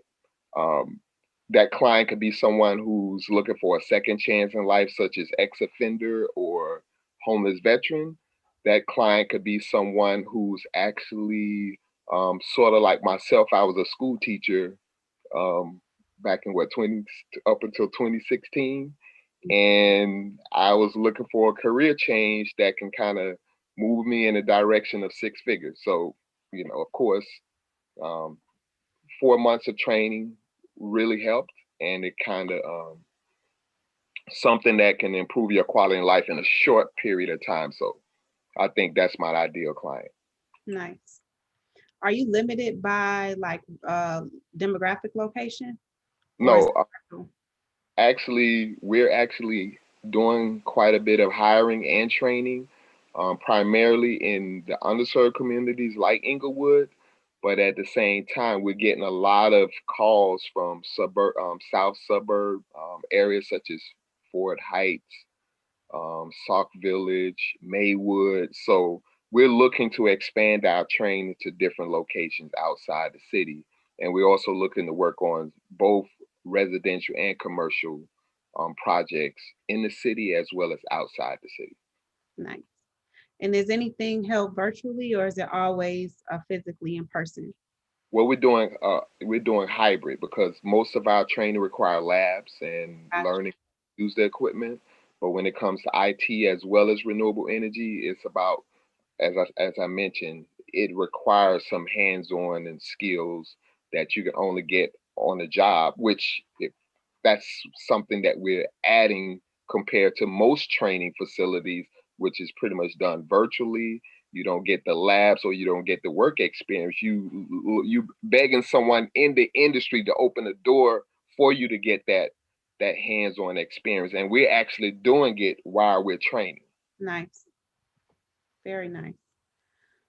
Well, I could ask my questions, but we're going on 9 o'clock and I want to be respectful of you all's time. Before I close out, because I want everybody to be able to like tell people where to follow them, if you have a website or want to just say something in closing about your business, if you got like a class coming up or whatever that looks like, I want to give you all the time and space to do that. But before we do that, does anyone have any questions? Or Afenya, did you have anything else that you would like to say? No? Okay. Any other questions? Comments? Okay, cool. So I want to let you all close out, and then once we do that, Afenya, you all can leave. I want to leave your contact screen up for a couple of minutes before I close it down, so that if somebody comes back and looks at it, you had to pull that off pretty quickly when we came back to the regular screen. So I just want to make sure people can see that. So I want to allow you all to close out. We can start with Patrick, then go to Latoya, then go to Afenya. And just say if you have any closing remarks, want people to follow you, visit your website, say your physical location, etc. Please take the opportunity to do so. Well, once again, my name is Patrick Zaki Young, and I represent Urban Tech Academy, which is a nonprofit located in Inglewood. We focus on IT training for youth and adults, career centered, and I also represent Lumina Energy, which is a renewable energy company located in Inglewood as well. And my website is www.luminaenergy.com, as well as www.urbantechacademy.org. I'm sure people don't know how to spell Lumina, so let's spell that out so people can make sure. LUMENAENERGY.com. Perfect. Thank you, Patrick. Okay, Latoya. Thank you, Christina. I am Latoya Trotter from Synergy Development Firm. I am looking to officially launch after the new year. I have been doing, investments on my own, and now it's time to do it under the LLC, under the business name, the right way. So my website is under construction, but it is looking really good so far. I'm excited about it, but the address is www.synergydevelopmentfirm.com. Thank you. Thank you, Latoya. And then Afenya, you can close us out. Hey, all right. I am Afenya Montgomery, founder of the ICANN Collective, all about pairing diverse entrepreneurs, primarily people of color and women, to resources and information to help them create, launch, and scale viable businesses. And that's www.theicancollective.com and at the ICANN Collective on all social media platforms. And if you want to see me personally, I'm Afenya BSN. So AFENYABSN on all social media as well. Awesome. Well, thank you all again. This has been wonderful. Thank you so much, Afenya, for your time, for your knowledge, for just sharing. And this was really, really good. And I hope that I've been getting some comments and stuff, no real questions, but quite a bit of shares and people just giving good feedback. So this was really good information. I hope that all of you all get some business from this, since we have well introduced ourselves. Hopefully we get some leads from this, right? So Afenya, you can put your screen back up, and I'm going to keep her contact screen up for a couple minutes before I close out or close this thing off. But you can stay on with me, or you can go ahead and hop off if you like to. I'm going to keep it up till 9 o'clock, and then I'm going to pull it down. Okay.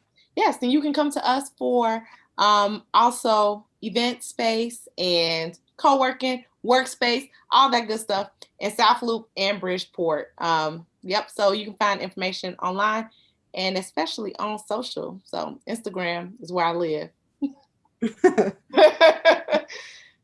Perfect. And you all Thank make you. sure to like and subscribe and share to the Winners Club. We're going to continue to do these master classes. We have 5 scheduled for January already, and February is filling up. And so we'll have different content each time, a different expert, and we'll bring some people back as well, because this is just one segmentation of information that Afenya can talk about. So make sure you like and subscribe so that you can be notified. Also, share your email address. I put the info@thewinnersclub.org email address in the caption for this. So if you are interested in being put on the newsletter so that you are notified when we have these different master classes and things, by all means, send your email over, or you can also call. I put the phone number in there, call or text as well. So you all make sure to stay connected. We're trying to help y'all out, okay? trying to help our people out because we need it. Yes. It's a good newsletter too. I get those Winners Club Thank you. newsletters. Thank you. We're gonna try to build some more of the content now. I'm working with, I actually recently brought on a virtual assistant, which has been a game changer for me, because trying to do everything yourself is just really hard. I mean, you could do it, you don't want to do it forever. That's not the goal. And so it's been helpful.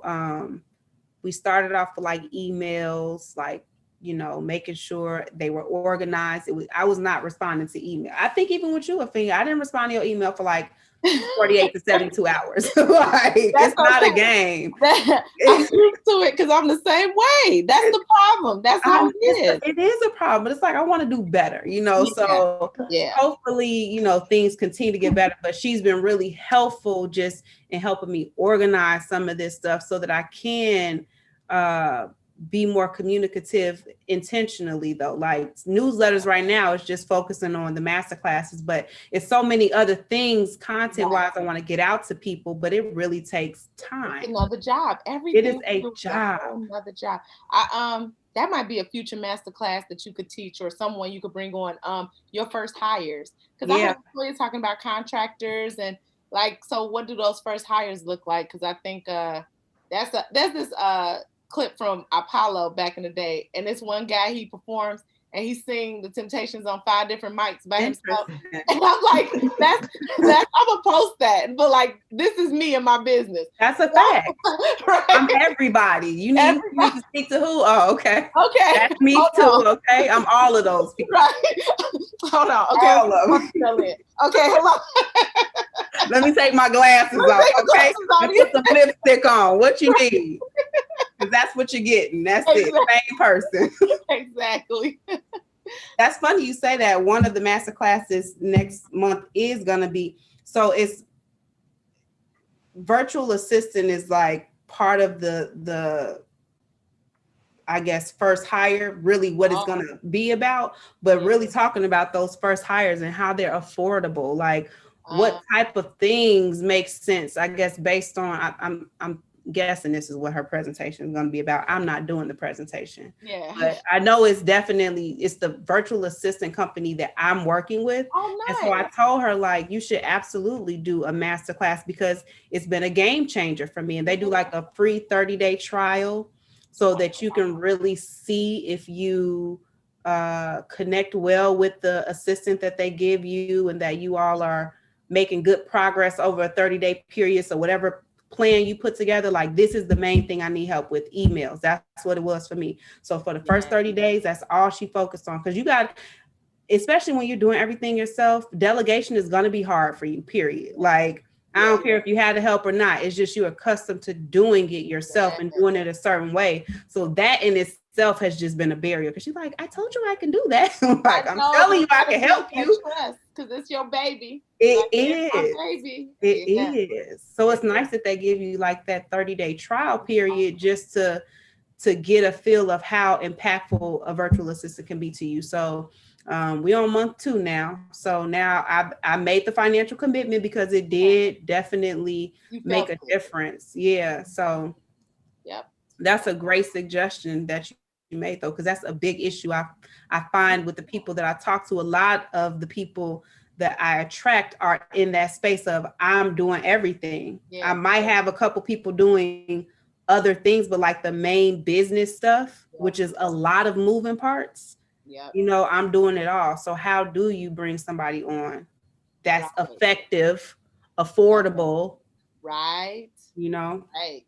And that's nice. The virtual assistant is awesome because that's a contract. You don't have to think about a salary necessarily. Nope. I mean, you're paying, but it's not in the same way as like bringing on an employee and doing all this training and doing all these training hours, and that's a big difference. It You know, is. they And you can got to jump start right thinking in. about insurance and everything else. Right. And that's not cheap. That's It's all. not cheap, and then it's a whole nother job for you because training somebody is a job. It is. Yeah, It so is. virtual assistants I trained already to jump right in. Exactly. So that's easier. Yes. They know how to assist. Yep. Because people think like, a lot of people are like, oh, just get an intern. Interns are hard. Interns are not easy because you have to, once again, you're training somebody and like, maybe a 15-year-old kid might be cheaper than the virtual assistant company, but is it really? When you think about, now if you get a virtual assistant and then get an intern to help with something they're doing, that might be more effective, Absolutely. Yeah. So that's a whole other thing. Another thing that you could look at too, I saw an article about the stimulus checks and how people should be investing in themselves with the stimulus. For so sure. like you said, the affordable employee, maybe, if they, whether it's $600 or $2,000 or $1,000, there's something you can put into your business without just blowing it, like, I love what you said earlier about people think they don't have the money to start their businesses, but really they do. Yeah, they do. Really you do. You don't have to. And I think when you realize that it's like one step at a time, you don't have to produce the fully embellished vision that you have to start making money. Yep. Like there is always a minimum viable product, the most minimum form of what you're doing. If it's just your email and your telephone and your computer that you're doing, you can always start making money. You do not need the building and the lights and the glamour to make money. Like my overhead is nothing, baby, and I'm gonna keep it that way as long as I can. Yes, and if you don't need it, you don't have to. And the quality of what you offer don't go down because you don't have it fully embellished. Exactly, and people think that, like, and once again, they look at somebody who's been doing something forever or doing something differently or doing whatever, and it's like, oh man, you can't. And it took years for you to get to for you to get to a place where you even recognize it. So you're seeing something that took years to build, and you think that it happens, and it just doesn't. It just doesn't happen that way. And we don't value the years we spend. We think like, you feel like you knew to something, but it's like, man, your whole life you've been training for it. You just absolutely. I love that. Yeah, I love that. That's a fact. Yep. Your whole life, all your experiences have prepared you for this, and that's a fact. That's good. You better preach the word. Hey, look. That's why I need to be on some videos because look, I need to think about it. You need to get on Clubhouse too. Look at you. You should. Like I'm telling you, from what I hear, but anybody that's a talker and they willing to just like talk about good stuff. That's what they say. They keep saying it's good. I'm trying to figure it out. People coming out in droves for you. That's what they're saying. But how? That's what I'm trying to figure out. I think it's about, I think you do need to make a flyer or something if you're just getting started. Cause I opened up a room and I'm like, well, ain't nobody in here with me. Like, what am I, who I'm talking to? Cool. Because once again, you think about like, who's following you to see the room? Exactly. This hallway they talking about. How does it, cause my brother put me in a room with the, it was a Kevin Hart, it was the room called It's Kevin Hart Funny. And Kevin Hart came in, got into it with people. It was, it's really like a lot of celebrities and stuff on this thing. And like, you have to. And that's why people geeked about it. It's just because celebrities on there. Why? Yeah. But it's like, you have to think about what it's going to do. Like how Catherine was saying with like making it valuable and not just something that's going to mess up your time. Because you will fall into the trap of just listening to crazy conversations. Because because now that it's more people on there, the conversations aren't all business and They stuff. ghetto. I done been in the ghetto room. I'm like, this is not, it's not what they said this was. Yes, that's exactly. Because they, yeah.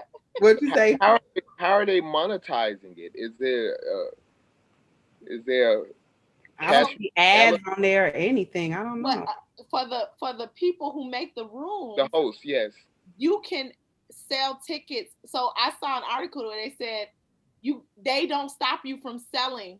What? So you make a private room, sell your tickets through your website or through your Eventbrite. What? Maybe you have speakers and maybe you built this following. So like, I don't know like who the Carpentry Association of America is, whatever, but if it's a room about that and I'm in that, that ecosystem, now I have this free app that I'm just charging. And like you said, it's no overhead. They ain't renting a space. They're not paying for the Zoom room. They're not paying for anything.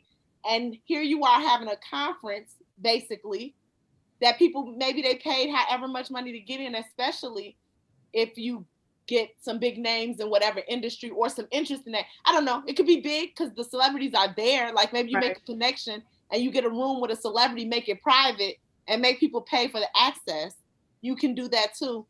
And I think the difference in it from like here would probably be that if you did have it open, people can just fall in. But like Christina said, now how do you get the people to just fall into it? Right. Because like for this, we actually had to, you have to know them. They have to sign up. They have to this. Now, if you can get the people who are randomly walking down the hallway to walk into your room, that's another avenue. I feel like that's the explore page though on Instagram. Like it's a whole bunch of just rooms. So like somebody that I know said she had 400 people come into a room, but then her room, but then she's a blogger influencer, and it was like 4 or 5 of them on a panel, and the room was about making money, how to monetize your Instagram. So I think people just ran in there because of the title and because they each promoted it. Got it. And all of that. So they came in knowing they was going to do it together, which really sounds like a better avenue than trying to do it yourself. Because that's what I've seen too. I've never been in a room where it was just one person. Like it's a panel of people. A panel. Having a discussion. And then people want to get on stage and be seen. And interesting. It's like everything, man. Everybody want to be like in, you know what I'm saying? Like in the place. So it's like you got to create this. Oh, this is the place to be, and this is happening. And so that flyer may be a good thing too. That's interesting. And create a panel. Yep. So that's like a panel in your industry. Have the people, have them all promote, and have people want to run up in the room. I think that's the way people are doing it. That you notice with stuff like this, people never actually give all the information. People just like, go on Clubhouse, it's gonna be great. Yeah. No, there's a secret to it. Talk about the whole thing. Yeah. There's a method to the madness. It's not just like you just wake up and it works. Exactly. Yeah. But that's what a lot of business things. People kind of don't give the full story. I'm always like, what? Tell me the inside scoop. Like what you do for real. For real.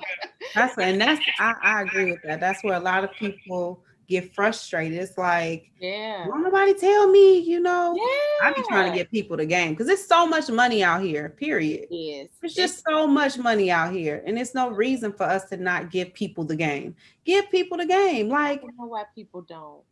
If you have 200 consistent customers, I don't care what biz, you're going to be happy. It's going to change your life a little bit. 200 people. There's billions of people in the world, tell people this stuff. Give people the game. It's fine. Everybody will be fine. Especially because most people not going to have the tools to implement anyway. You telling them stuff and it's going in one ear and out the other. One ear and out the other, because I'm talking all this stuff. I still got an Android and I ain't switching, so I ain't even in Clubhouse. Got a whole strategy to how to use it though. Say I ain't gonna be in there today. Open up the Androids though, but I know how to get you on there. I know what you need to do. I'll see you when they open it up, Afenya. I'm not changing either. Thanks, but no thanks. Y'all gotta let them Androids go, child. I don't see how you doing it. SIM cards and all this jazz. Y'all gotta. Oh yeah, SIM lot of cards. work. Y'all don't have those. No, it's internal storage, and that's it. Your memory is in the cloud. That's so funny. I don't even understand it. I did buy a Mac computer though, because I was like, I need a computer that's Something. gonna last me. Yeah, because I was running through HPs like water. Like they would just conking out. They get viruses and all type of stuff. Yeah, I will say, but I gotta look at the iPhone again in the face. I can't really understand. Not in the face. It's funny because I was an Android guy, and once I started working at the high school, and the kids clown me so much. Oh, I know they did. They was like, "You got Mr. Young, you're an Android." Even my children, they were clowning me too. Like, yeah, iPhone people be hating and then don't be in the group text, y'all liking and laughing and emphasizing stuff. When that first happened, I was like, "What is this? Why are you repeating everything I say?" That's so funny. Yeah, it does come up that way on. Yeah, y'all just. I don't even know. I don't even know how you're using an Android. Honestly, I don't. Like, I just don't even know how you're doing that. And I don't know how you guys use an iPhone. The technology is so far behind. Like, you guys talking about, I got 2 cameras. Okay, we had 2 cameras 10 years ago. What y'all talking about? Oh, we got Wait a minute. We already had that. Wait a minute. Now, I do know Samsung make everything. They make all the parts from what I heard. That's funny, right? At the end of the day, they all just selling us the same stuff, but they just it's funny. It's so funny. That's all branding. Most branding, man. the tech industry, they live and die by their Android. Like, it is more advanced now. I say what that camera on that Samsung. That'll get you looking right. Oh, okay. I see why y'all sticking with this Android. Like, the camera is definitely bomb. Like, it's about they got bomb features, but yeah, it's just so it's like, and the other thing with iPhones, every time they come out with a new one, your old one starts slowing down. They don't play. They got that down pat. They always gonna upsell you. They're gonna always upsell you. And that's the fact. They got that. They don't mind pushing that slow down once a new phone comes out. They sure don't. They push it on you real quick. Like the Wizard of Oz. I can still use my BlackBerry. I can go in this day, right? See? And it still hold a charge for 72 hours too. Oh, they were so awesome. That charge was like next level. All the old phones. I mean, I never had to charge my phone. You just go days, right? I charge my phone 3 days later. Not anymore. 3 hours later, you're like, oh, I forgot my. Take 3 pictures. You done. It's crazy. It's crazy. So, guys, got Christmas plans? I know we all under restraints, but I'll be home. Yeah. Minimal. Yeah, I travel, but Y'all was gonna travel? I say I usually travel, but so just eating with family and stuff, right? Yeah. The house. Yeah. Sounds about right. Can't wait till this is something different. Can't wait. It's definitely going to be a new normal either way, but just different from this.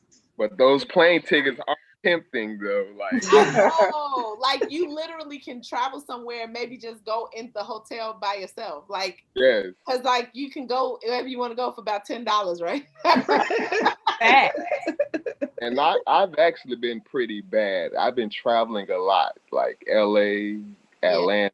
I've been every month, every other week almost. I've been work-wise or just because tickets are low and you can go? Just because tickets are low. At least he's being honest. Now, when you get there, are you bored or do you find things like there's because some places are pretty open too. Is wide open. Yeah, like, that's what they say. So you comfortable with that? Like just being out and about? Yeah. Are they wearing masks?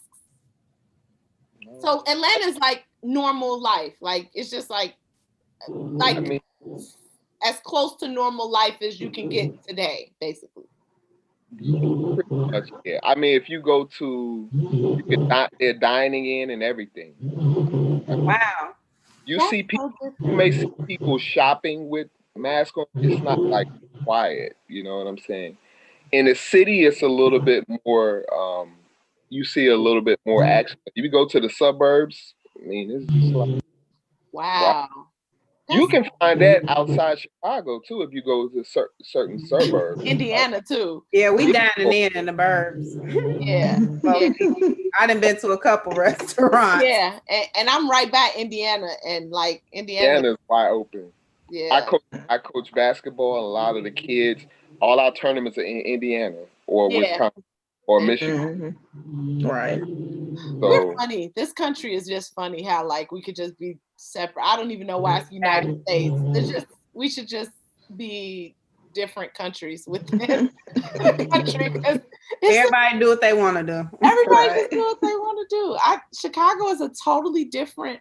Like we are literally business wise, depending on what kind of business you are, it's like a struggle. But like Atlanta, a place like that, Indiana, they opening locations. Okay, it's crazy. yeah, So I mean, and part of it, certain populations, they was like, they telling the government to stay out my business. Like, yeah, they suing them and everything. Yeah, I know my rights. Mm. You're not gonna stop me from earning a living. Yeah. I can live reckless if I want to. You're not gonna tell me what to do. They're actually becoming violent as a result of the government and regulations telling them to be safe. Right, kidnapping governors and mayors. Right. Another free. So yeah, home of the crazy. It's backwards though, okay? Because it just don't make sense. What about everybody else? Like, what about the grandmas or? Yeah, that's the fear. The people. People are dying. That's not like a joke. Yeah, it's not. It's crazy. Yeah. Well, I travel safe when I travel. So yeah, I hope so. Yeah, just be safe. Yeah. But I'm here. I'm not going anywhere. Well, good. Yeah. Okay, beautiful people. I'm going to get off. I really enjoyed my time with you guys. Great. Yeah. Had we a good go time. ahead and close it out. So. And Christine, go ahead and start that house party too, so I can. And Afenya too. So. Oh yeah, that is the app too, the house party app. That's another one. He's talking about Clubhouse. He just messed up the name. He ain't talking about no house party. Oh, it's Club. Oh. There is a house party app, and I know they mad because they came out before Clubhouse. Oh, they more like house party did not. It didn't take off. House party did nothing, and it happened during the pandemic almost a little bit. Because I was literally on it because my friend was like, "You got it," she was like, "We ain't gonna do Zoom. We doing house party."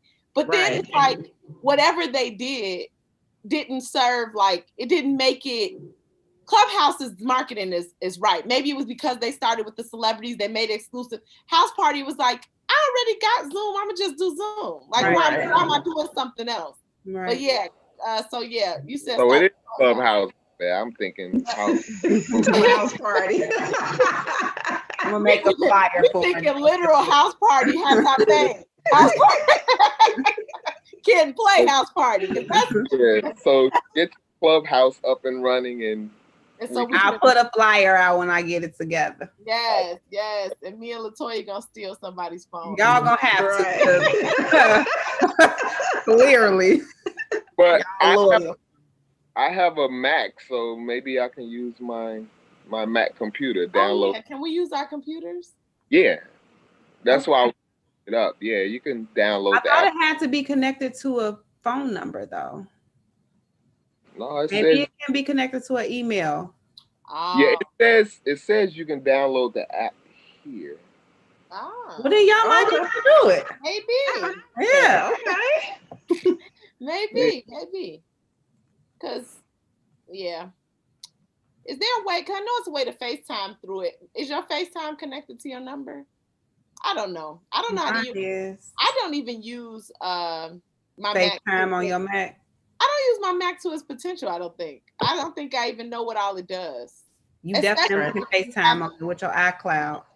And if you have an iPad, I Yep. have an iPad. My kids broke it, but it all. If you have the whole system, it all just works It's together. beautiful. It is. It Now I is. will That's give you why that. With the Mac and the iPad and all the stuff being connected, that's super nice. That's what I wish Samsung did. Like, why Samsung doesn't have like a powerful computer that we all love? That would be Right. ideal, right? It would definitely be ideal. It's not. That's not what's happening. So you need to just switch over to Apple, like I'm getting paid for it. But the point of it is, it's definitely easier when you can pull that laptop up and it's just what was on your thing or your phone. Yeah, that is real. That's what I'm talking about, though. That is how to do it. That's how to do it. Like convenience, ease of use, user experience. That I will give y'all that. But I like my camera. All right, y'all. I'm gonna go ahead and close it down. Okay. Take care, y'all. Bye. Happy holiday. Happy holidays. Merry Christmas.